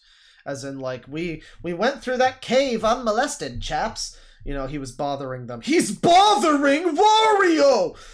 He was at this party bothering Wario, you know, getting drunk. And at this point, she's like, yeah, you know, this sounds like a great idea. I'm gonna move across the country and go live with him, this guy, in L.A. Good idea, absolutely. To go stay with Ethan in NorCal. So when I got home after Creator Clash, I already had 2 different places to be. So when I got home and found out that my dog is gonna die, or like isn't gonna make it, I end up having to leave, I think a day or 2 before the vet had scheduling to cremate him, or to euthanize him and cremate him. So I missed the death of my dog by about 2 days, 2 or 3 days. So when I get to Modesto, because like, you know, I'm like getting support, things seem kind of up. Guys. Rest in peace to the doggo. Rest in peace, Fido. This one's for you. At this point, I'm thinking, not going to see Dawn again. Moving out of my bad home situation. Obviously, Ted's the bad thing, right? That's like, at that point, that is the bad thing happening to me. If you've ever lost a pet, or you have a pet and haven't Rest in lost power, it, you can doggo. imagine what I was going through. I was just like bedridden for a while. God, they, you know, the script, the English script, not the dub necessarily, but the English script for Infinite Wealth is like mostly pretty good, but then you get the karaoke songs where there's lines about like hugging puppers or something, which if it's a karaoke song and it doesn't involve Kiryu, it's fine. Like I don't mind the dub karaoke, it's all right. It's fun. It's silly fun, you know. They sound like they're having a good time. Kiryu is awful though, like Young Ye's karaoke. But yeah, you get lines about heckin' puppers and shit, and then you get other parts where there's some like little clever jokes that are just like, oh, don't worry about him. He's a little bit terminally online. Anyways, there's those little moments. They're all right. And then you get heckin' puppers, wholesome Chungus, Big 100, Keanu Reeves, Reddit karma.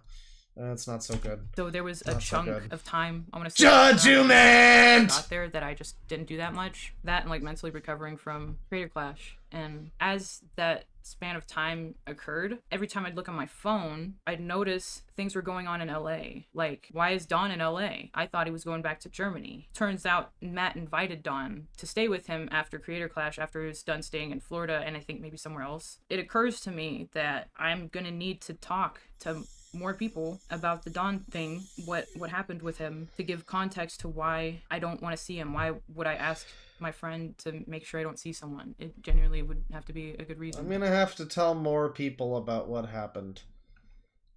That seems like the best option, yeah. And I thought it was, so that's why I I just feel like not enough people have heard about what happened, actually. told them. I didn't feel comfortable, so I called Leighton first. I didn't know him nearly as long at all, but I feel like he had gone through, or has gone through enough that him and I both like talked about, that I know he would relate when I told him, or like understand and like believe me when I told him, like without. We actually are still on this. It's not completely drifted into I'm homeless and it's their fault yet. I was acting in bad faith and being uncharitable, as they like to say, when I was saying that this is like 20 minutes of that and then the rest was going to be, you know, random little complaints about SuperMega. No, I mean, there's more, it flows into it, but it does eventually get into just a lot of little weird minor gripes. A doubt. So it was like the least emotional burden. Minor gripes about her and her boyfriend being kind of like moochers. To call him first, I guess. I did it to tell him too, because you know, he's a friend to me, but I wanted to ask mainly about how do you think Matt and Ryan's gonna take it, basically. And no, I mean, he assured me that they're gonna take this, he was like, for 100%, they're gonna take this seriously, like definitely. Like there's no reason why they wouldn't. There's no way they would want to work with him after knowing that and all that kind of stuff. And so I was like, all right, I felt normal, you know what I mean? I felt like validated, I guess. So I called Ryan. Oh my god, Sweaty, you're so valid, don't worry. I don't know. I guess in that scenario, some validation would be a good thing. It's another thing where that word, there's uses for it that, like, yeah, but then you just get a lot of people wanting to be heckin' valid for things that they don't need to be valid for which validity is not really necessary. and things, frankly, sometimes that just aren't very valid. You know, maybe maybe they shouldn't feel valid in, you know, like being a dog or something. But you know, a scenario like this, yeah, you want to feel like you're validated and having some kind of a complaint about someone if something actually happens to you, you know, yeah, sure, okay. I was scared to call. Or, you know, you want to feel validated in your vindictive vendetta against someone. I messaged Ryan and I said, hey, are you free for a call right now? At like 10:30. I said, it's pretty late, so it's, if not, it's fine. He said, sure, call if you want. Happy birthday, and then that was like later on, I guess. Calling with Ryan made me feel even better because he immediately apologized and was like, I'm so sorry that happened. So I hadn't gotten many reactions at all so far, so this was, at this point, a good one. He went into detail just saying, like, you know, what he did was wrong, and he deserves, you know, to be held accountable for what he did. I am so sick of that fucking phrase, dude, because, like, the more I hear it, the less it makes sense to me. The more I hear held accountable, the less I understand what it's getting at. Like, what is that? Does it just mean have people bring it up forever, like, and never let you... Like, held accountable, it reminds me, there's this video that came out recently that was, like, retreading old Gamergate shit. It was this guy talking about racism in gaming. And, like, bringing up Gamergate and, like, bringing up JonTron being racist. And it's like... JonTron, like, apologized, and this was years ago, and he's been, like, he's not, like, been that way since then. It's like, are we really just supposed to, like, does holding someone accountable just mean, like, they're supposed to be forever, like, they have just, it's just a black mark on there, it's a social credit score. Like, holding someone accountable is your social credit. It's, they did this thing, they need to be held accountable, 50 points minus on your social credit. You know, hey, you stole a candy bar. That's minus 5 points on the social credit. You better be careful. It's almost as bad as stealing a bike. I bet you feel really stupid that you went for the candy bar. Yeah. Don't also steal the bike. Oh, that's another minus 5 points on the social credit. No, how could you? We're holding you accountable on this one. I mean, that's the way that it looks like. It seems to be some kind of social credit thing where it's like holding people accountable just means like, I can lord this over you for 10 years, 20 years, whatever. Jimmy Kimmel did blackface in the fucking 90s, so he's like a monster. I mean, Jimmy Kimmel's a monster for all sorts of other reasons. You don't need that. That doesn't need to be the reason. But, you know, like... Yeah, just forever you've got that on your resume of life. Just you've been held accountable now successfully.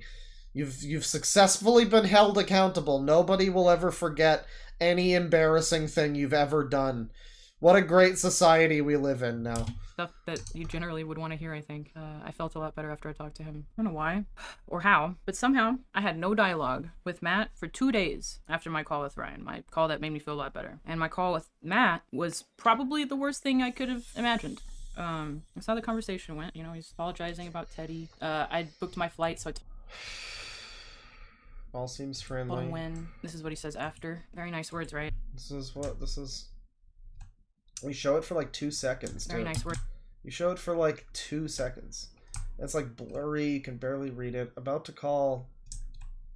We're here for you, thank you. So this is like after the phone call, apparently. I remember from this is Matt, I think she said, who's talking here. And I think it was in his response video, he said, so the hearts basically mark like after the phone call. He says about to call, then they call, and then there's hearts, and that's after the phone call. So they call, she calls him. They apparently have probably a nice call because they end it. He sends her 3 hearts and goes, "We're here for you. Thank you for sharing that. I know it isn't easy to talk about. Please let me know if you need to talk or vent or just need an ear, okay? Thank you for being such a good friend to me always. Always here for you, Lex." This bitch is fucked up, man. What a fucking... Jesus Christ. You're literally showing us the evidence of this guy being nice to you and supportive. Again! This is the second time in the video that this has happened, by the way. Different guy, but same thing. Just claiming and just, we have to listen and believe the woman, and then she shows evidence, and then the evidence is just like literally the opposite. And we just have to, like, take her word for it, I guess, even though we can see with our eyes that she's, like, lying. She is lying. She's claiming that they were not supportive to her, and you can clearly see him being like, let me know if you need anything, a vent, we're sorry, thank you, blah, blah, blah, all this fucking shit. And that's still not enough for you. What else would they have needed to do? Oh, nothing. This was just gonna happen because you're crazy, allegedly. Very nice words, right? Very nice words. Him and Ryan did lots of talking before he decided to call me back, because his phone's with him all the time. He could have called me back at any point. I think by the time I got off the phone with Ryan, it was probably already too late for me to, like, tell things how I wanted to, because it wasn't my choice anymore. I was getting asked about, like, how things happened and stuff. But, like, the way she says also very nice words, I guess we're just glossing over it. I was hoping we'd get some more info or something. When she says, like, very nice words there when she shows the messages, too, like, how nice that seemed, how supportive it looked like it was. I think that was from Matt, SuperMega Matt. I think that was him. It might have been Ryan. I think it was Matt. She says, like, oh, very nice words. So what, in other words, like, so he said words that were nice, but he didn't mean them?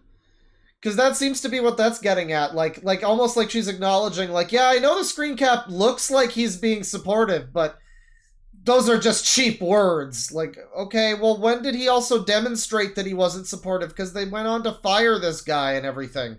So why are they all canceled now, you fuck? Like, very inquisitively when I was on the phone with Ryan, and that was the one thing that I thought. Oh, you're right. The allegedly isn't big enough. We do need a bigger allegedly. Hang on. I'll just grab a... No, you know what? We got that allegedly. We'll just... There you go. There you go. You know, it's fine. You know what it says. It'll be behind the boys there. That's okay. That's good. We got the one up there too. It works. It works. We're good. We're gravy. We're gravy. It's weird because if I believed someone, I wouldn't be asking that many questions. Anyway, allegedly is all around. So anyway, this fucking scam and this lie. No. Let's keep going. Let's keep going. So just be like, you know, I don't need graphic details. It was a little weird. He lets me tell him what happened, as I told you. You know, for me, my perspective is, this guy's staying at your house. I'm coming to LA to stay at your office. He did this to me at your house. You deserve to know what he did, the guy staying at your place, did to me at your house.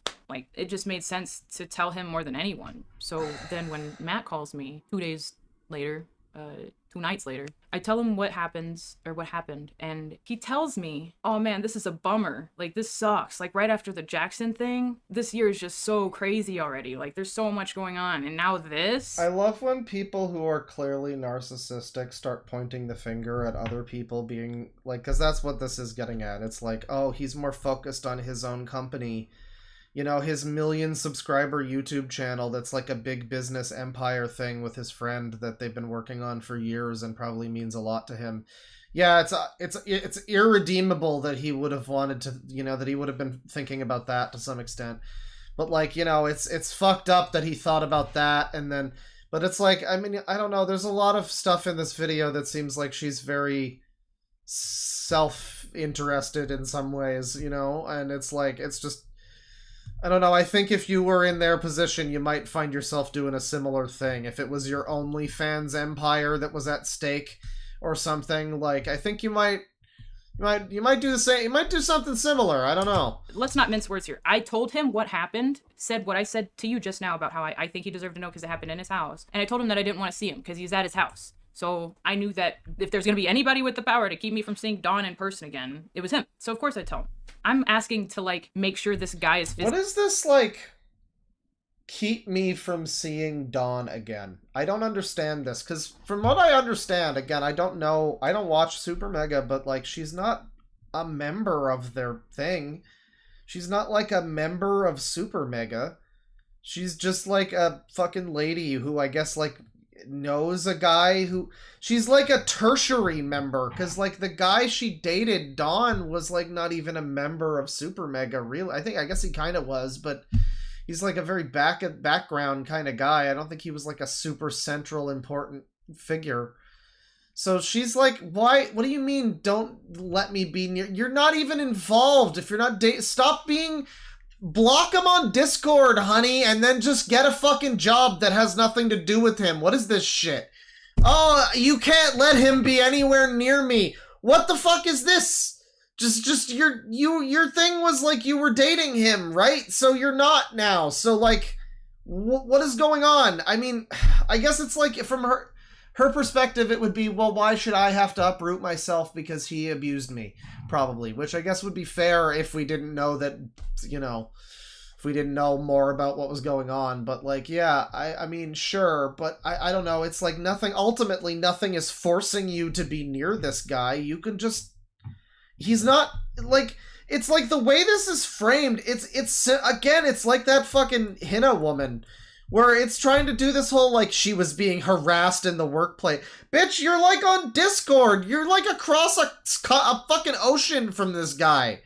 What do you mean? Just don't go see him. Don't go fucking plan an Airbnb with him. Step one, I would say, of not being near someone you don't want to be near is not making sure specifically that you plan an Airbnb trip with them, I would say.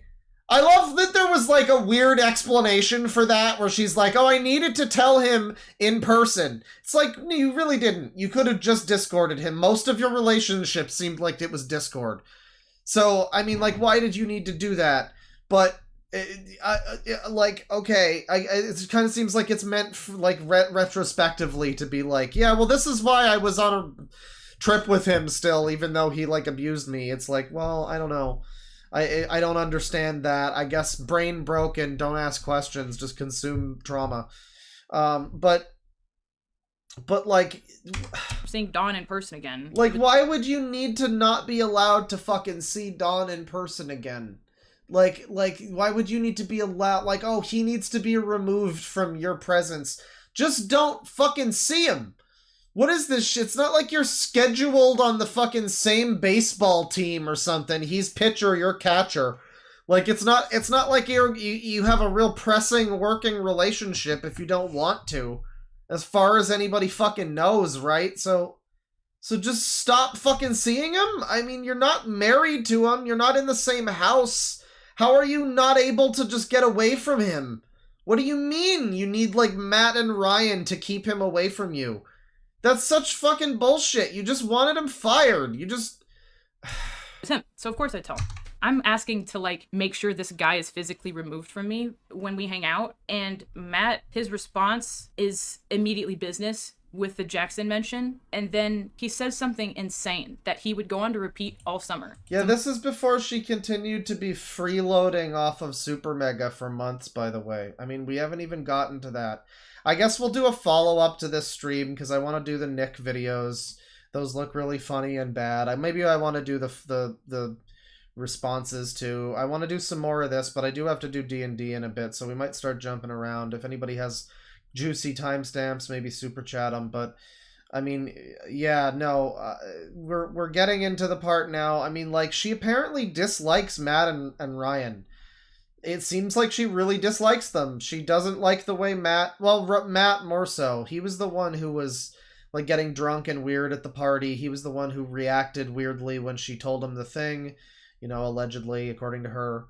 But, like, why would you still choose to move with him to LA if you don't like this guy and you think he's a weirdo and he's, like, fucking fiddling with people? He's bothering Wario at a party, and you just move in with him, and then you're, like, living with him and Ryan for months in, like, basically their office. I mean, we're almost to that point. It's like the level of fucking entitlement where it's like all of that wasn't enough. Can you imagine being like Matt and Ryan right now? I mean, obviously imagine being Dawn, just like your whole life is ruined and you're fucking sitting in the bottom of a gutter drinking yourself to death because that's what you're left with now. But Matt and Ryan, like, you know, you're over here just like, man, we really probably shouldn't have, you know, we shouldn't have negotiated with victim terrorists is the problem. Because that's the problem. They gave her an inch and she took him for a mile. They gave her, we're sorry, we'll remove him from your presence, even though you obviously could just not be near him because you don't even live in the same fucking continent. And then she took him for, now their entire channel is over and everybody thinks they're rape apologists. Beautiful stuff. This is really great for victims everywhere. Once again, we've been really just a big effing chat for actual victims, like the real ones. I mean, allegedly, assuming this lady's not like a big time victim, assuming there might be some shenanigans here. Big effing chat for all of the actual victims who now you just can't be believed ever. Basically, this fucking sucks. This just fucking sucks, dude. You know, a lot of people, they come in here and they see me saying this kind of thing and they're like, oh my god, right-wing dork, which is, you know, it's funny, but like, no, I mean, ultimately, it's just a real fucking shame for like women everywhere, because there is still problems with harassment in the workplace and fucking spousal abuse. You saw recently, we did a stream like last month, we looked at this, we put it off for like fucking 5 streams or something, and eventually we got to it. It was this Indian incels, because in India, apparently they're just finally getting around to making marital rape illegal, and there's some men that are very upset with their rights being taken away in that regard. And so it's like, yeah, this is still a real problem. Lots of places in the world face this problem. Even the United States and Canada and Britain and the white countries, they face this problem. And so to see this fucking thing and people like acting like this girl's victim queen, when it's like, no, I'm sorry, she just isn't. Neither's Spencer, neither's Hina, neither are any of these fucking people. None of these people are. You know who's a victim, as far as I can tell? Is the lady that, like, Viper fucking kept in his basement for fucking 4 years or something? I feel sorry for that lady. You know, maybe that was bullshit, but kind of seems real. There's, like, arrests happening and stuff. I mean, he's on bail now, but shit, I mean, I feel sorry for that lady, you know, sooner than any of these people. Frankly, I don't know. I feel sorry for people that are actual victims and just more so than ever, because it's like now we've got some real Spencers and fucking Lexes and Hinnas out there who are really fucking souring the pot for everyone who actually wants to be like, yeah, fucking, you know, Leonardo DiCaprio grabbed me by the pussy and told me no one would ever believe me. He whispered it in my ear. And now who's ever gonna believe him? They're being a real Lex about it, you know? Like, fuck.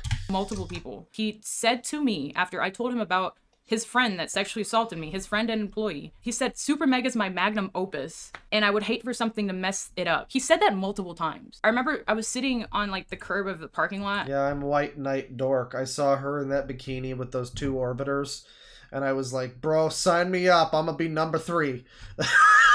That was me. I can just see myself right there with my shirt off, and I would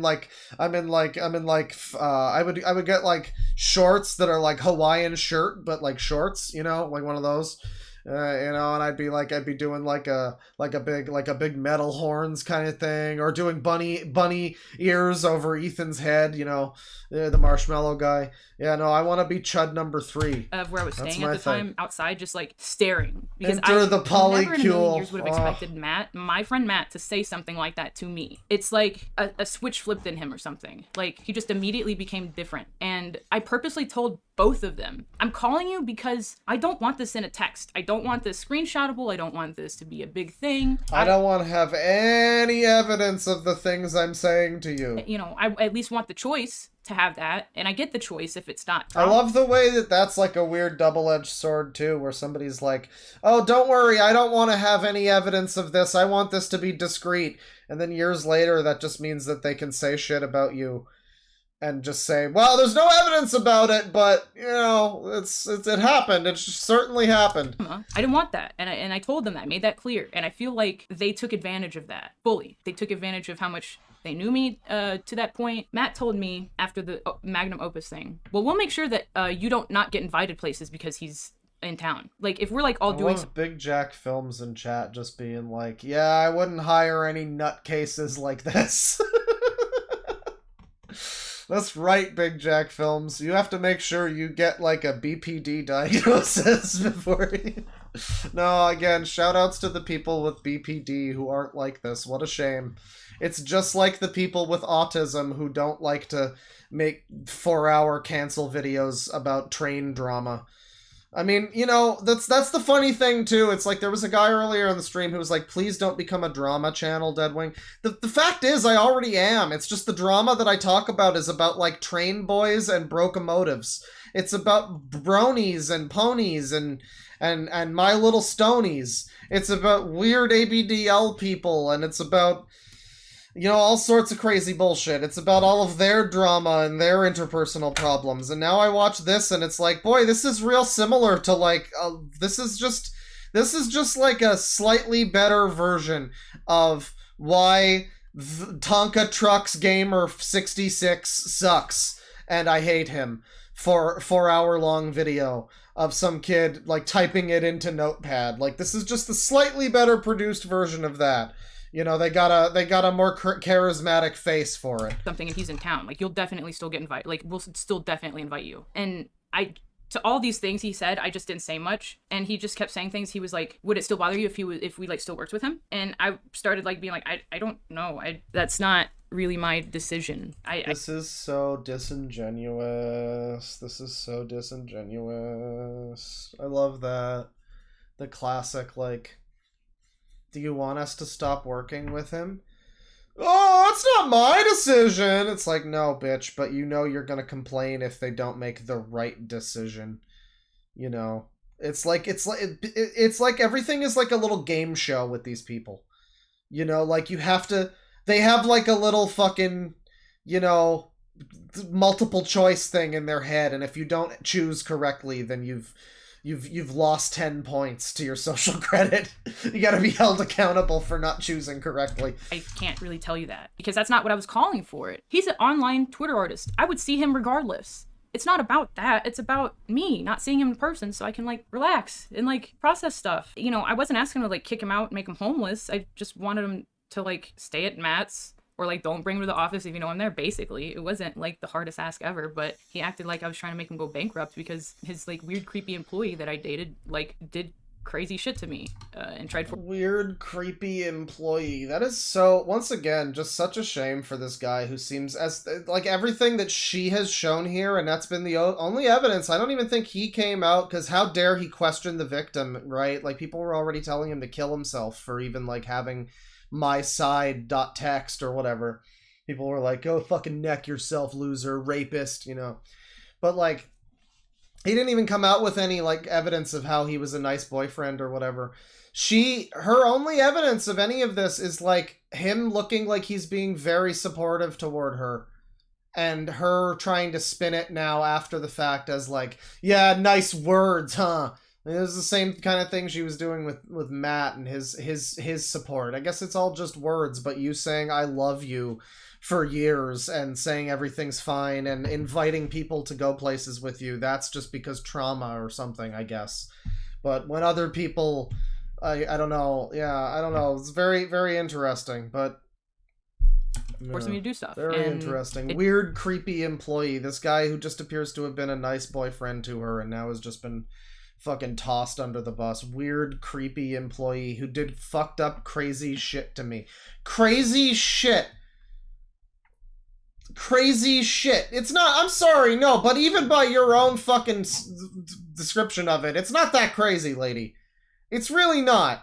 He didn't force you to go through with it. He was pushy and then stopped. Because...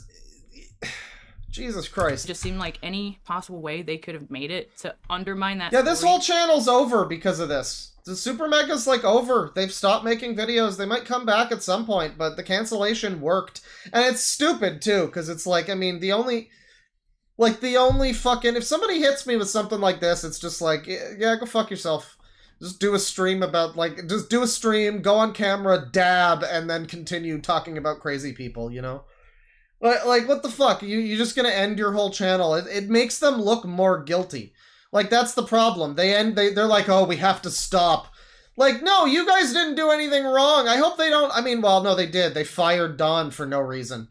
That's the thing that they did wrong. But in relation to this whole thing, for the reasons people are actually mad at them, yeah, they didn't really do anything wrong. They went fucking above and beyond the call of social justice, and yet they're still, like, canceled forever, channel's over... Fucking hell, man. And I mean, it's on them. It's on them. They've chosen to do that, apparently. They've just chosen to not come back from it and be like, you know, wait, actually, fuck this. You know, D&D in a little bit, our party motto in D&D is fuck them. And that's absolutely correct. Fuck them.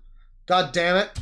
To downplay it, to make it not as big of a deal, they did. And it only got worse once I got there. Before I got there, what made me decide that I needed to not stay in Modesto and I needed to like immediately go to LA was this.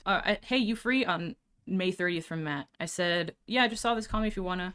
Hey, sorry, I'll call tomorrow. We had a big talk with Dawn today, though. Just wanted to tell you about it. And I said, I figured that might have been what was up. Get some rest and we can call tomorrow. Okay. It was a good talk. Okay. It was weird because he gave me some of the same lines Ryan did about, like, give him a talk or something, but they... Remember, this is all the prelude to her deciding to move to a house with these guys that she apparently doesn't like that much. You know? They just let her live with them for free for months, apparently. After all of this, that they're, you know, apparently not supporting her effectively.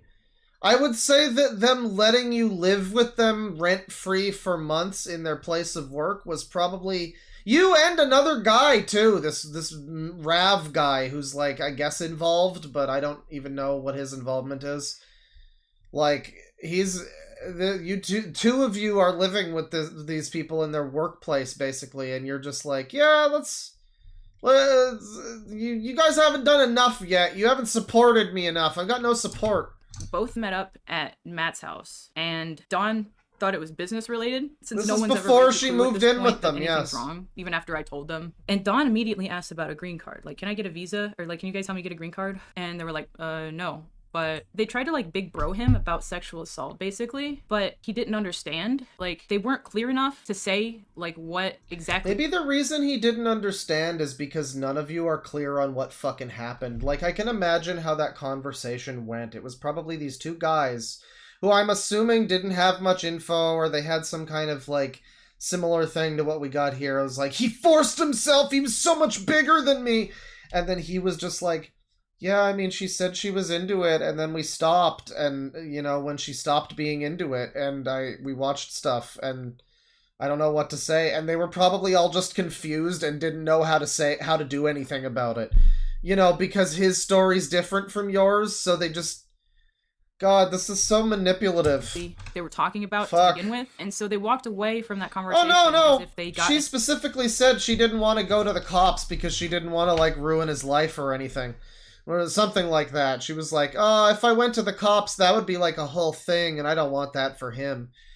Like, no, she just wants this for him, I guess. anything done when it didn't really do anything at all. Like, it seems like it just made Matt and Ryan feel better that they, like, did what they said they were going to do as far as, like, talking to him. But for all intents and purposes, like, from them telling me and from Rav telling me, because he had been staying there ever since Creator Clash was over, we both had gathered that they basically wanted us to make up. They never told me this, but every action from them was masked as disciplinary, but it was more like scolding. Like, action that gathered that they basically wanted us to make up. The real Dawn. I feel like a lot of people want... Uh-huh. What is this proof of? They never told me this. What is that fucking proof of? It's just a tweet that he made. Every action from them was masked as disciplinary, but it was more like scolding. Like, you're just like, man, you can't do that. That's really a big no. I don't know. Because what happened? I mean, like, what happened, though? Because you're saying, like, what disciplinary, but it was just scolding. Like, what discipline was needed when he says that that's not what happened, probably, and there's a miscommunication there, and he's probably just as confused about it, too. You're, like, gaslighting this guy, too. Like, that's...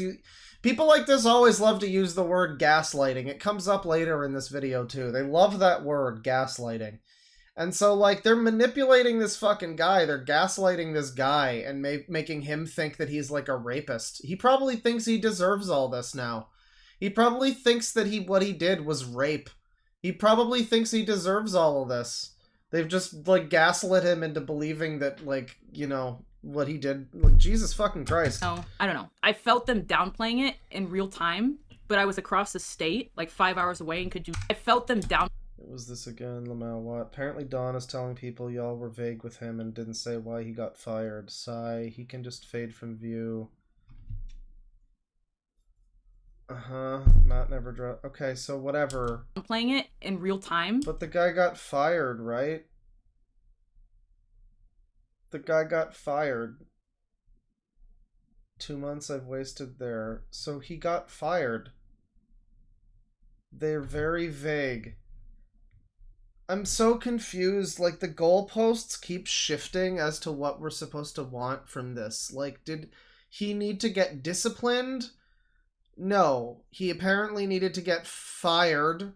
He didn't need to be scolded or disciplined. He needed to be fired, but she didn't say that that's what they needed to do, but they needed to know that that's what they needed to do.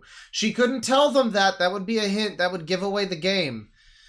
So they needed to just magically know that what they needed to do was fire him.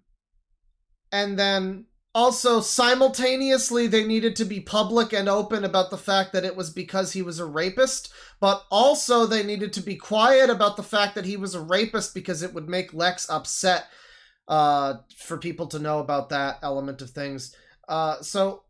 Yeah, it kind of seems like a no-win situation, really, for everyone here. But I was across the state, like 5 hours away, and could do nothing about it. So that's when I decided I needed to be there. Matt had known since, or at least I told him. At this point, this guy's been fired now. He no longer works with them. But that's still not enough, I guess. May 25th. Still not enough. On the 14th. On the 13th at 9 p.m., he messages me this. Hey, can't wait to see you. I love how many fucking messages there are now. You notice this too? You notice that now we're out of the part where it's about like how she got assaulted? Now there's messages. Now it's constant receipts left and right. We got shots from the guy's private Twitter. We got Discord messages. We got texts. We got fucking emails. All this sort of shit out the wazoo. It's probably fucking carrier pigeons coming in with this shit. But when it was like, hey, what was your guys' relationship like before he tried to push your head down for a blowjob? And allegedly you were apparently into it at some point in the day, according to him. What was you guys' relationship there? Before that? Oh, no texts, none of that? No info of how you guys were acting with each other on Discord? No, none of that? Just gonna start, page 1, rape. That's where we're going to begin? We're not going to be... No context needed, huh? Okay, but here we're getting all the receipts. This is good. She's really got him here. You know, ruin the guy's career by saying he's a rapist. Don't include any proof of that, but how dare these fucking people not react properly to this situation? Here's all the proof of that you could ever need, even though some of it is contradictory and some of it is just wrong. Here it is. It is. Dawn is staying at the office with Rat Gen right Z now. is ruined. I did not know what the fuck to say, so all I could say is, what should I do? Oh, whatever you want. I was just updating you where Dawn was. My place is full at the moment, unfortunately. Texting me hours before I gotta be there that he just sent him to the place I'm staying at. He didn't have to do this. Found out he did this because he was tired of Dawn making a mess. Instead of sending him home and just having one difficult conversation with him, he decided to have Dawn stay at the office. So when I get in, I'm scared shitless. I made sure Rav was there. Why are you so scared, though? Like, I hate to be disrespectful to victims, you know, but, like, why are you so scared? Like, you invited him to an Airbnb beach trip. You were having fun in the fucking sun with this guy. We saw him looking jolly and fat and fucking, you know, like... You were there with him at an Airbnb. Why are you scared of seeing him now? I don't understand. I don't understand how you can possibly rationalize that. Like, oh, I fear for my life. How can anybody believe that? I don't understand.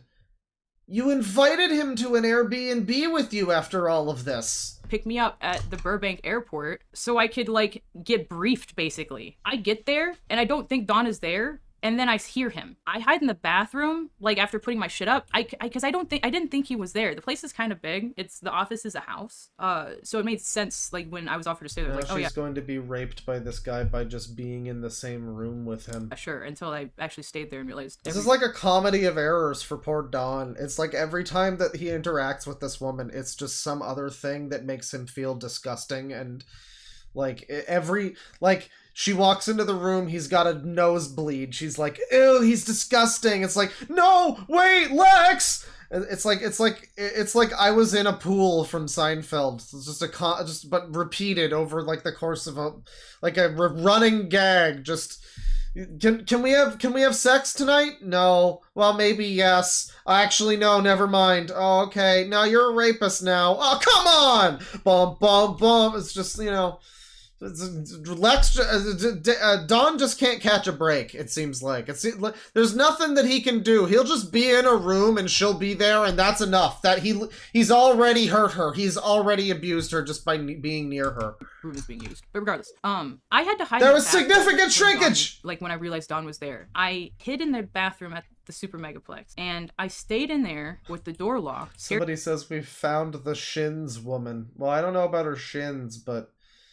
You know, I mean, maybe Tamir would enjoy the Super Mega lore. I don't know. Shitless until Don came up to the bathroom to try and use it, and I was in there. I had the door locked, so he tried pulling it turning it a few times and couldn't. And he knocked and he said hello, and I didn't answer. I was too scared to say anything. He was in there with shrinkage. You gotta be careful about that. I didn't know what the fuck to say. I didn't even expect to see him ever again. How about hello? I hear him realize it's me. I'm sure he'd been told that I was gonna be there, but he says something twice. He's like, hello? He's like, anybody in there? And then all of a sudden he stops trying, and I hear him inhale or exhale or something, and then he goes to the other bathroom. And then afterwards he got arrangements to leave very quickly, and I hadn't seen him since. But after— What a monster.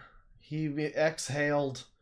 He breathed out coronavirus air near me. What a freak. After that, because Matt didn't ask him to leave, at that point, Don— I'm not trying to give him a pity story or anything, but this is just what happened. Don was too poor to fly back. He had been financially floated from the time that the guy's poor, fat, and ugly, and you strung him along. Yeah, tell me again about how this— Oh, but he made thumbnails for the channel. There was a power dynamic. You guys don't understand. He's a very powerful guy. He makes the thumbnails for Super Mega. There was a power dynamic there. She just couldn't say no to him. She just couldn't say no. There's the thumbnail guy for Super Mega, people. Come on now. I mean, that's big stuff. That's big time stuff. He might as well be Obama. He might as well be Obama. So, that's power. That's a power dynamic. Doesn't matter that he's ugly, fat, fucking poor, and I'm a beautiful OnlyFans model with hundreds of orbiters. Well, actually, how many? 26,000 orbiters. Doesn't matter. Doesn't matter.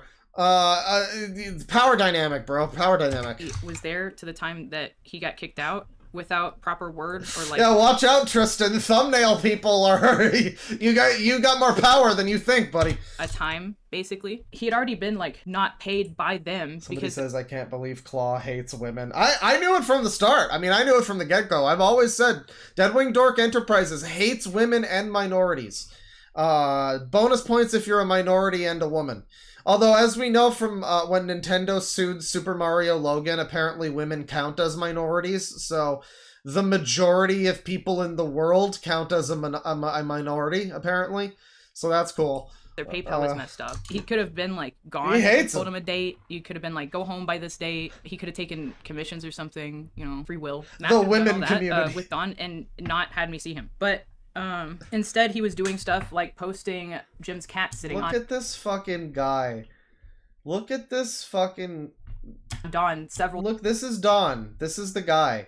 This is the one this is all about. This is the evil rapist guy.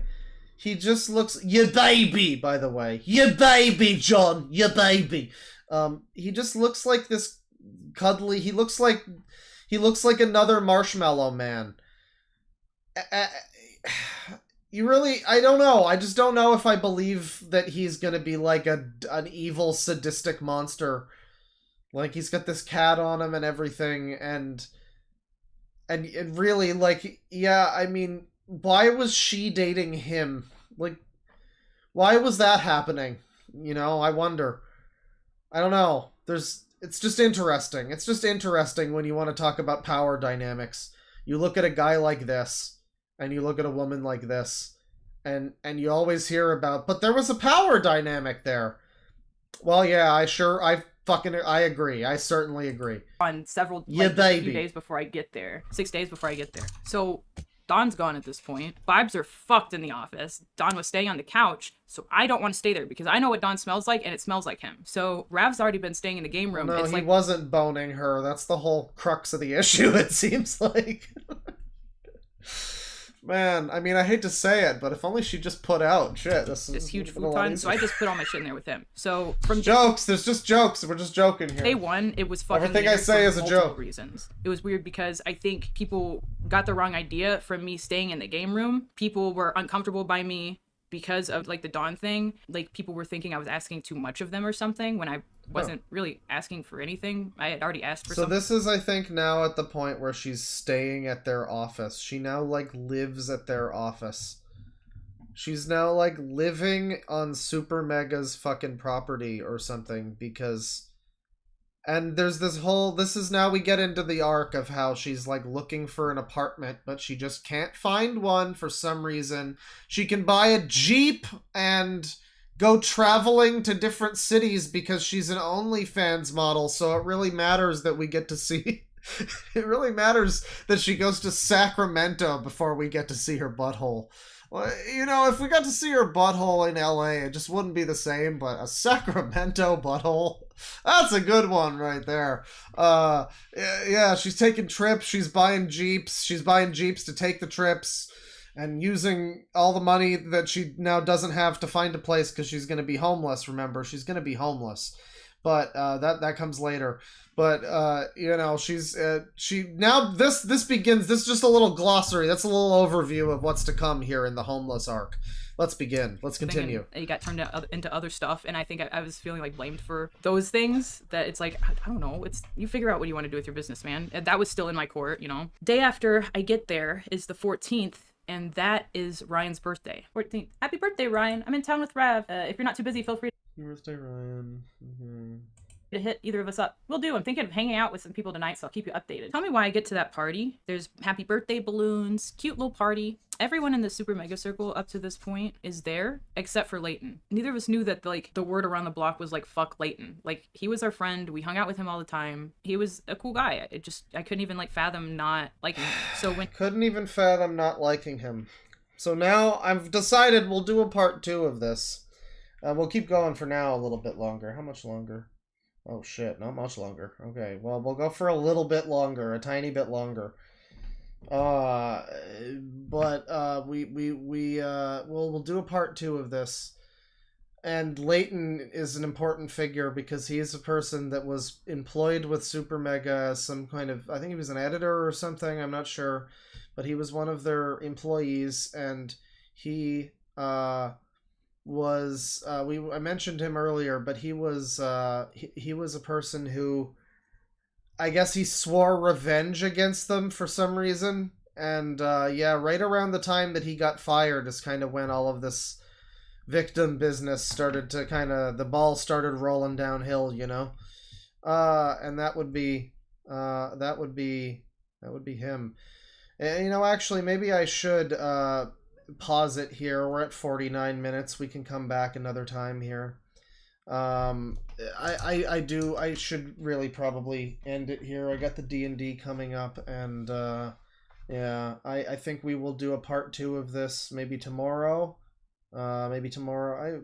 No, maybe not tomorrow. Well, maybe Monday. Well, wait, no, tomorrow. Wait, hang on. Tomorrow's Sunday. Yeah, maybe Monday night we'll do like a part 2 of this or something like that. I don't know. I'm gonna be trying to, well, we'll hope that I stop being an old man at some point, and I can able myself to do something other than sit around playing Yakuza, you know. That would be great. Playing Yakuza and streaming. That's the vibe. So we got some super chats here. I've been profiting off of people's suffering and abuse. It's been great. It's been lit. Hang on. Let me throw on some more.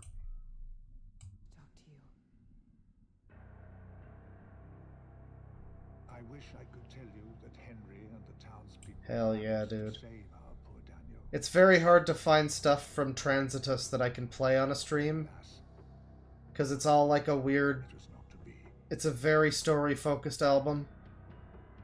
But, like, Days later, a somber crowd gathered. fucking Tom Baker's narration, you know, it's good stuff. It's good stuff. Yeah. All the sadness. Tensions are running high. Alright, so 6 months membership from Sticky Wiki. I'm here! I made it! Claw, it's time. I don't know how many that was. I think that was 5. I don't know, but happy 6 months. Welcome. $2 from Kate. It's Smeggin time! That's right, we're getting Smegma, SuperMega. We're gonna learn about the SuperMega controversy, or the Smegma controversy for short. $2 from Autistic Wolf. Be me. Have plans. Mrs. Stream. My face when. Yeah, and we got a bunch of emojis. There's like, I think you're gasping there. Okay. Well, you know, I hope that the gasping works out for you. I hope that the stream was popping. I think it was a pretty good one. We're gonna do a part 2. We'll do some more of the SuperMega. We might get around to Chugga Conroy too, if we got time. But we'll see what happens. We'll see what happens. I think that's going to be a fun one. February is going to be the month of YouTuber drama and Me Too reviews. I know it's Black History Month, but, you know, for some reason they don't tend to cancel a lot of black people. I don't know what's up with that. Like, what's the deal with that? You ever notice you don't get, like, a lot of, like, Will Smiths getting canceled? It's Kevin Spacey left and right, but I don't know what's up with that. But yeah, no, I don't think we have. I don't think. Well, maybe Too Mad. We could look at like Too Mad. I know that was the whole thing. We could maybe look at Too Mad actually for Black History Month. That would be great. Yeah. $2 from 5 CHF from Super Mario Hack. First, the stream about the scammer payback situation in this, and now this. Who do you think you are? Drama Wing T-Orc? I'm a Goblork I'm in the Goblork paradise, baby. No, I'm not trying to be a drama channel or anything. It's just, I don't know, I find it interesting now. Mama Max kind of eased me in where it's like, well, and it's the parallels with all of the shit we already do. It's already tea, you know? It's already like the Super Mario Logan drama, the fucking Sonic Sega Gamer drama. It's all the same kind of thing, you know? But it's like on a smaller scale. It doesn't get as much eyes on it. It's usually about very silly things like fucking opinions on Thomas shows or whatever. But it's the same type of thing, you know. And you see that, and then you get Mama Max, and I noticed the parallels between those. Like Mama Max is weirdly similar in some ways to how Sonic Sega Gamer was acting, and Dogs Eating Dogs 6 as well, and. Yeah, you know, now we've continued from there, and it's like, and I'm also fascinated by just, like, how far it's gotten. Like, I knew that there was a thing where people were, you know, doing false claims now and then. You got these false kind of, like, cancel allegation kind of things that happen every now and then. But, like, you look at some of them, and it's like, wow, people really are believing this shit? Are you fucking kidding me? This is convincing you? This convinced you of abuse? Jesus Christ. How embarrassing. How embarrassing for your brain that this was convincing to you. I don't know. So there's a few levels on which I find it fascinating. You know, I mean, the videos themselves, they're interesting too. I mean, they're interesting to watch. I don't know. I guess I'm not, we're all susceptible to drama a little bit, but I don't know, they're interesting. It's a little bit who fucking cares, but it's also interesting. It's a weird balance that it runs, but it's also, like, yeah, it's just fascinating. Like, I didn't title the stream Me Too is Over Party for nothing. I was thinking of, like, Women Are Over Party, but I don't know if that's accurate. It's more Me Too is Over Party. It is, because it's like, wow, we're really just done with this now. Look at this shit. This is how it is now, and people buy this? Like, no, I'm sorry if you get, like, if there's just a huge expose about, like, I don't know, Ashens tomorrow, and it's like, oh my god, I was 28 years old, but he groomed me, and like, no, I'm just sorry, I just don't care, and I don't believe you, and you can kind of just go fuck yourself at this point. Like, stop doing this. Stop doing this victim economy bullshit. You don't need to be a victim. You don't need to be a victim. There's a lot of real victims out there. They probably don't appreciate the competition, you know? It's a very competitive place. It's in a competitive environment. Let me see. $2 from Tivy2Vs. Watch Jay Kaiser documentary or commentaries. Kaiser? Number 124. It's insane. Alright. Got a suggestion here. A sussy user suggestion. Jay Kaiser 124. Let's see here. Well, it seems to be some kind of YouTube troll police UTTP thing. I don't know. I guess we can look at it. That'll be good for a user stream. Not today, but another time. Let's see. Soapy with 7 months. Thank you very much, Soapy. This just says Sup Claw. Thank you very much. For 7 months. I hope this one was a good 7-month anniversary for you there. $2 from Autistic Wolf.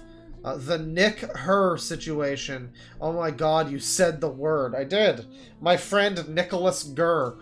Yeah, is my good friend Nicholas Gurr. He's great. Yeah, we really need to look at the Nick's. We really need to look at Nick's videos. So a little thing, if you're just here, we're winding down the stream. Next time on the stream, next time on DBZ, we're going to be watching the rest of her video, or at least enough of it that I feel I want to get through the homeless stuff. But we finally started that arc now, and I want to get into that next time. But we're going to get into her. We're going to get into her the defense response video, news drama video, whatever you want to call it, from Nick is Not Green, and his weird responses that were all like apologies, but really bad apologies that didn't really apologize and missed the point. Really good stuff. Really good stuff. He's a fucking little shit goblin. He's just like a really scummy little guy. I mean, he's calling them like shitty people. He's not given the full story. He's not given any real story other than these guys are rape apologists. He's said consistently the most fucked up stuff about people that did the least in this scenario. Including Dawn, of course. But mainly, you know, Matt and Ryan calling them a lot of things that, like, you know, they probably don't deserve. He was doing a lot of that, more than anyone else, really, except maybe, like, some dumb people on Twitter or something. But he was really leading the charge of the vitriol. And he is such a little annoying-looking man. I don't know. I strongly dislike his face. And I'm allowed to say that. I'm not saying anything about the content of his character. That comes later. I'm not saying I hate him or you should harass him. I'm not trying to incite a right-wing harassment campaign where he gets 2 comments and he feels harassed, you know? One of those. I'm not trying to do that, because he's complained about that before. I'm just saying, like, man, he is an annoying individual and I do not like him, you know? It's fine. But that's next time. It's going to be fun. And we might look at Chugger Conroy and his lust for trans feet. It's going to be a real time. $2 from Flatworm Steve. Ethan online is whiter than Casper. He's very white. His hair is very white. He looks like Chris Griffin. And I think I've seen people like reference his videos before, and it's like, oh, just opinion discarded. I don't know, man. I don't know, man. He's in the words of Frank Costanza, this is not my kind of guy. Oh, this next song's good, everyone. $2 from Edgelord Leon. Problem glasses. Oh, absolutely. They aren't the big rimmed, like, red glasses or whatever. They aren't, like, all colorful and everything. But they are problem glasses. You can tell. They're a little too, look at me, you know. Let me see here. 4 months membership from Crow T Robot. I will be sending my shekels to the Funny Bear user very soon. Thank you very much. Well, you already did a little bit, but now you've sent me more shekels. $5 from Crow T Robot. Enjoy these shekels and maybe buy some British beer. Real ones will get it. Yeah, bro, it's British. That's some good British beer right there. Oh, damn, bro. I'm good on the beer, but thank you. I appreciate it. $2 from Mikey Jesus. Is this liquid not Nick is not green? It really is. The thumbnail, once again, is a mashup of her face with Nick's face. And they look very similar. They have similar glasses, similar skin tone, similar face. Like, they dress differently, their hair's different, but man, you could easily, like, dragify Nick and just turn him into Lex really easy. It's wild. Member from Victor Equinox, sorry. $2 from Cartman's Revenge. Those Velma glasses, though. Well, she's doing the whole Velma, modern Sonic Velma thing, though. It's the whole vibe. $2 from Marcus Dez. Been missing your videos. Glad to be back. Well, I mean, I've been live. You know, I'm glad to have you here. They're all unlisted, too. I should make I don't know, maybe I'll make a playlist for unlisted streams or something. But then that's just as good as listing them, really. I don't know. $10 from Kate. As somebody who actually had problems with people-pleasing and codependent tendencies in the past, I will acknowledge that I let people take advantage of me, not sexually. $20 from Kate. Although I thought I was doing the right thing at the time, I still recognize my part in it. I've had therapy and done work on myself, and I'm in a much better place right now. I hate it when people use therapy terms like this.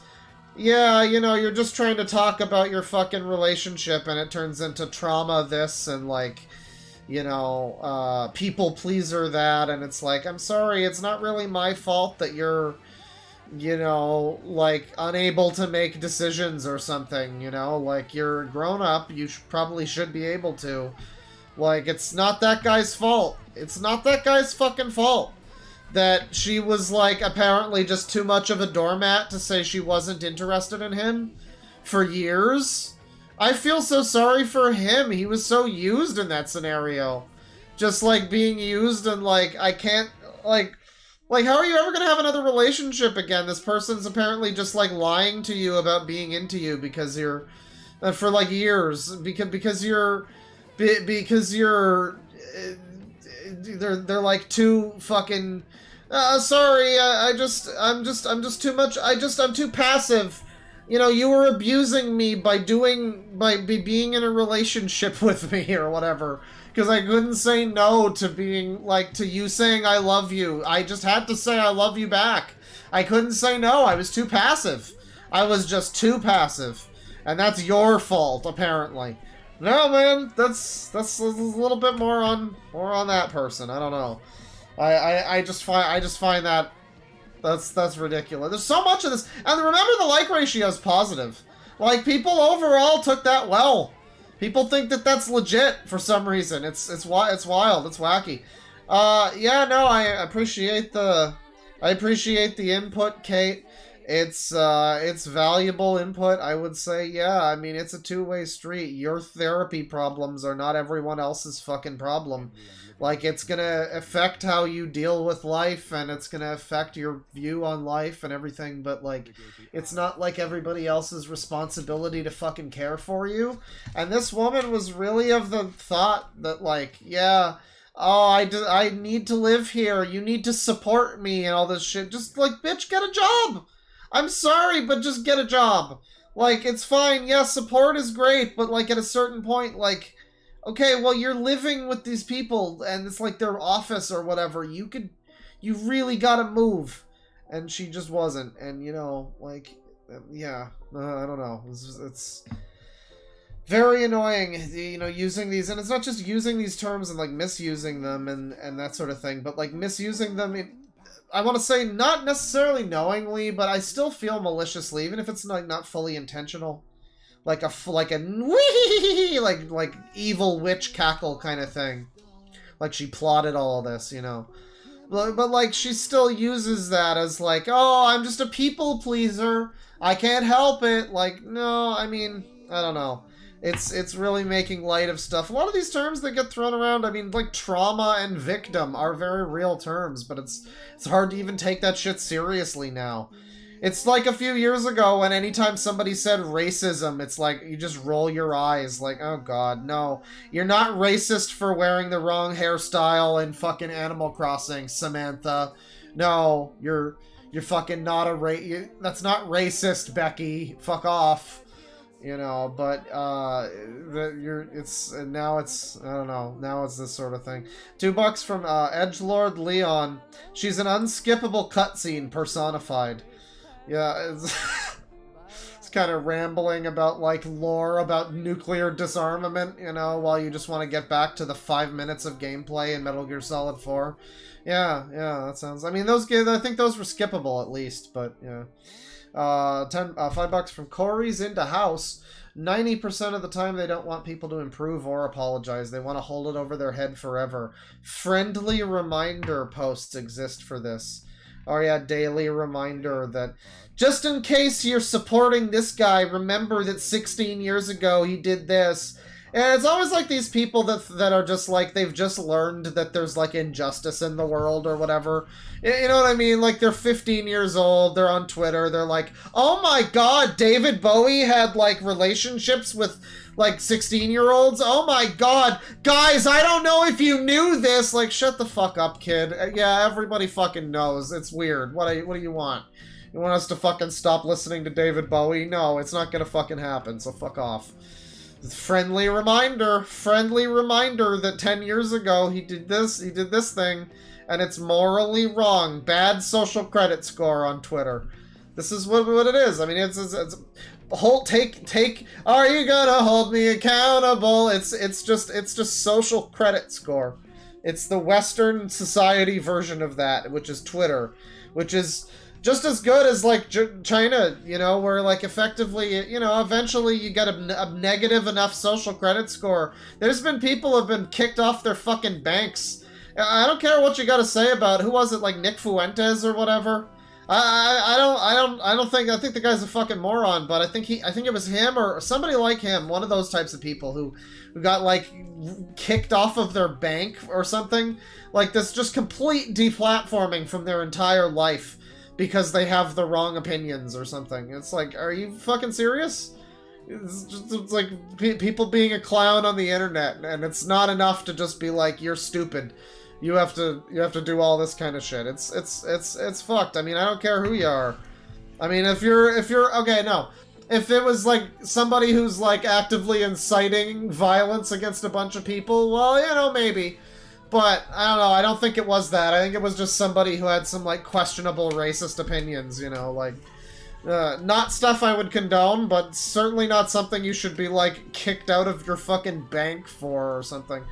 And, you know, it's that kind of thing, but now, you know, it certainly goes down a lot easier now with, you know, this sort of 10 minutes of rape and then 4 hours of...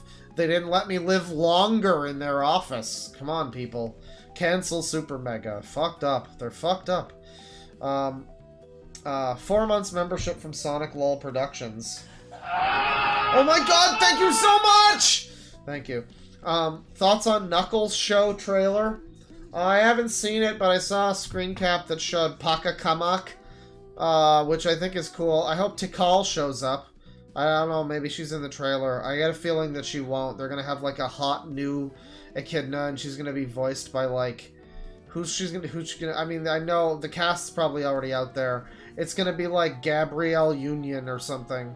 It's gonna be Melania Trump. They're gonna get a hot new Echidna. She's gonna be a sexy, fuckable Echidna, and she's gonna look like Melania... She's gonna be voiced by Melania Trump. That's who it's gonna be. That's my version of the Knuckles show. It's, you know what? Make her a human. Make it like Gex 3, where Gex is like teamed up with a real life FMV, like human actress Playboy model. This is just like a real Playboy model, and it's like a tiny little gecko guy in a secret agent outfit. Let's make that happen. Make that the Knuckles show. Make it Knuckles and woman. White woman jump scare. Draquila with the membership. Thank you very much. Did you hear that Precious Leaf was a fictional character played by Mario Te Plummer? Well, I know the name Mariota Plumber, but I think, isn't he just another user? So he, like, LARPed as a different user? I don't think that that's better. That's creative, but it's not better. $5 from Nick C. Hey, Claw, what do you think of iDubbbz's new content and creator clash? In my opinion, it's no longer memorable, and Sam Hyde is now more popular. I don't know, man. Watching this SuperMega shit is like... Oh, I haven't watched Creator Clash. I haven't watched Fish Tank. I haven't watched iDubbbz since, like, 2017. I'm, like, vaguely osmosisly aware of these people in a, like, a tertiary sense, I guess. But, like, you know, I am not super aware of them. You know, I don't watch these things. I don't pay attention. I also don't care about drama. People asking me not to become a drama T channel. I feel you. But for various reasons, I find this sort of stuff interesting. I don't think I'm going to bring myself to watch the creator clashes, though. Also, iDubbbz is a cunt. $2 from Big Jack Films. I'm still waiting for RP1 Part 2 stream, good dude. Or good stream, dude. Well, RP1 Part 2, it's gonna come for sure. You might need to let me know a timestamp for in the version of it that's not the... Well, maybe we'll watch the review part 2. I'm mostly into the skits, though, so if you want to give me, like, a timestamp, because I know you uploaded a version that's just the skits and the story part, and it's, like, 2 hours long. If you want to give me a timestamp for where Part 2 would begin and that... you know, I'll probably, I might just do that, because the review part is fine. I mean, you're fine, reviewer. I felt like it was a little bit not addressing the movie enough, but it was also just getting things set up. That was part 1. Maybe we should watch the review part 2, because it might address that as well. I mean, I would be interested to see you actually perform as a reviewer. I think it's fine in the timestamp. We could probably catch up once we'll start with the thing when we get to it, but yeah, that'll be another thing. That'll be a whole other thing. You like this whole just musical about life and death that's happening in the background? It's good stuff. $2 from Slug Boys, Black Brains. They try. Black people don't care or laugh at them. Yeah, I mean, I saw this special from Chris Rock. It was from, like, it was before the slap, but it was from a few years ago, and he was talking about, like, how he cheated on his wife and stuff, and I was like, wow, I hadn't heard of this. Yeah, I guess black people just don't do this sort of thing. Like, this, like, cancel expose video. I guess they slap each other at the Oscars. That's what black people... Apparently that's the takeaway. That's the drama thing. But, no, I mean, you don't see a lot of that. You don't see a lot of that. Not a lot of black people getting canceled. No, I mean, again, Too Mad... EDP, maybe. We could maybe look at some of the EDP this month for Black History Allegations Month. little crossover there. Do a 2-for stream. Too Mad and EDP. Two lads. 345 from Silly Palm. So this stunted C-word is a legit smeghead, then. Well, I mean, I don't know. I mean, which one's stunted? I don't know which one is stunted that you're talking about here. You mean the lady?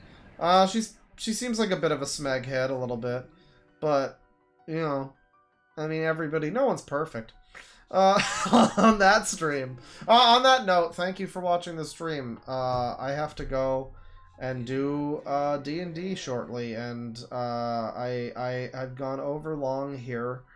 I guess I'm not making my pulled pork tonight. That was an idea I had, but I suppose that's probably not happening today. Take it easy, everybody. Wait, now we've got extra super chats. Okay, $5 from Zen. Have you heard about Cobra ending his dry spell? Stenches upon stenches interstinking. Yeah, I guess so. That's not a good super chat. But I think he also ended things with that woman because she's like an OnlyFans person or something. I don't know. Or something else, like she fucks dogs or something. There was some screen cap that was shared that was like from Kiwi Farms. Or it's two posts in a row that was like, Cobra has a girlfriend now! Cobra has immediately lost the girlfriend after finding out blank or something.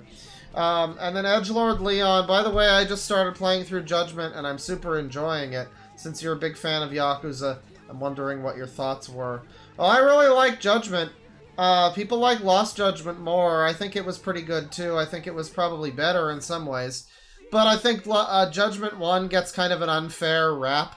Because, like, the gameplay gets really improved in Lost Judgment. The combat's a lot better. But the story is a lot better in Judgment. It's one of the best stories in the series since, like, Yakuza 1. You know, I really like the plot of Judgment. Lost Judgment's okay, plot-wise. I think it's still pretty good. And I like the way that it focuses on high school, like, bullying. But from, like, an external perspective, like, adults trying to, you know, involve themselves and help the children in some way. Or adults, like, what leads to bullying. Like, it's a very interesting thing for the series to take on. So I recommend Lost Judgment, too. But, Judgment 1, it's a good game. I like it. I need to play it again at some point. I think that's one I've only played once. Spoilers for Gaiden, by the way. There's a character, Kaito and Higashi are in Gaiden, Like a Dragon Gaiden, The Man Who Erased His Name, which is the full name of that game, by the way. It's the worst title ever. Kaito and Higashi are there, and they're in a side story. There's a whole fun side story with them where people are calling him and Kiryu and Kaito gorillas. And you get to fight as Kaito and Higashi in the stadium and have them on your team. They have a whole move set and everything. It's crazy. It's crazy. Finally, a real crossover. I mean, I love it. What I would say, I definitely recommend Gaiden. If that's a game where it's a little short. It's a little short, but it's all killer, no filler. You know. It's all killer, no... There's no... I've noticed a lot of Yakuza games do this thing where, like, Dondoko Island in Infinite Wealth was, like, the worst example.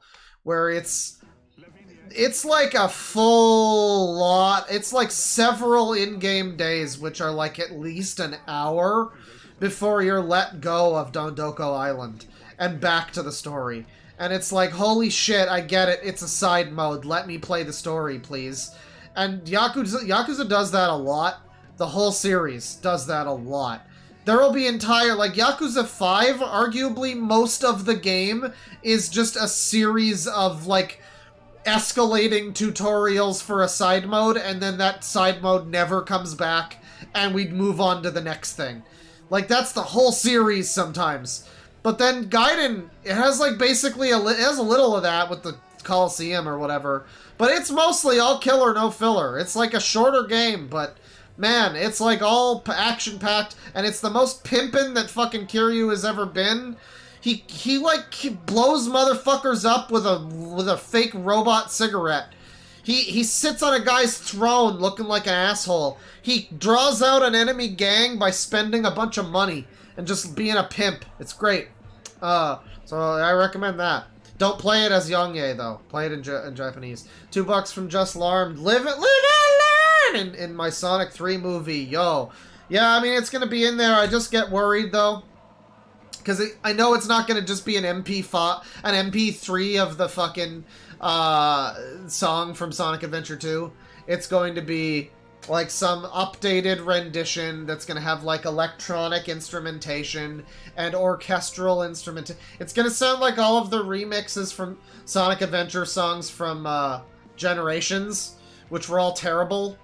Like, I don't know, all of the attempts at, like, Open Your Heart or whatever, City Escape was god-awful. Like, the classic Sonic version of City Escape makes me want to die. I don't know. I hate it. I absolutely hate it. So it's probably going to be some shit like that. I hope it isn't, though.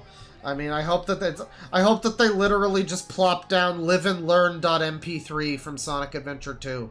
And that's all I want. Just put in less effort, please. Do not orchestrate it. Don't do some... I mean, if it sounds great, that would be awesome. If they make a good version of it, I'm down for it. But I just don't have a lot of... I don't have a lot of faith in them doing that.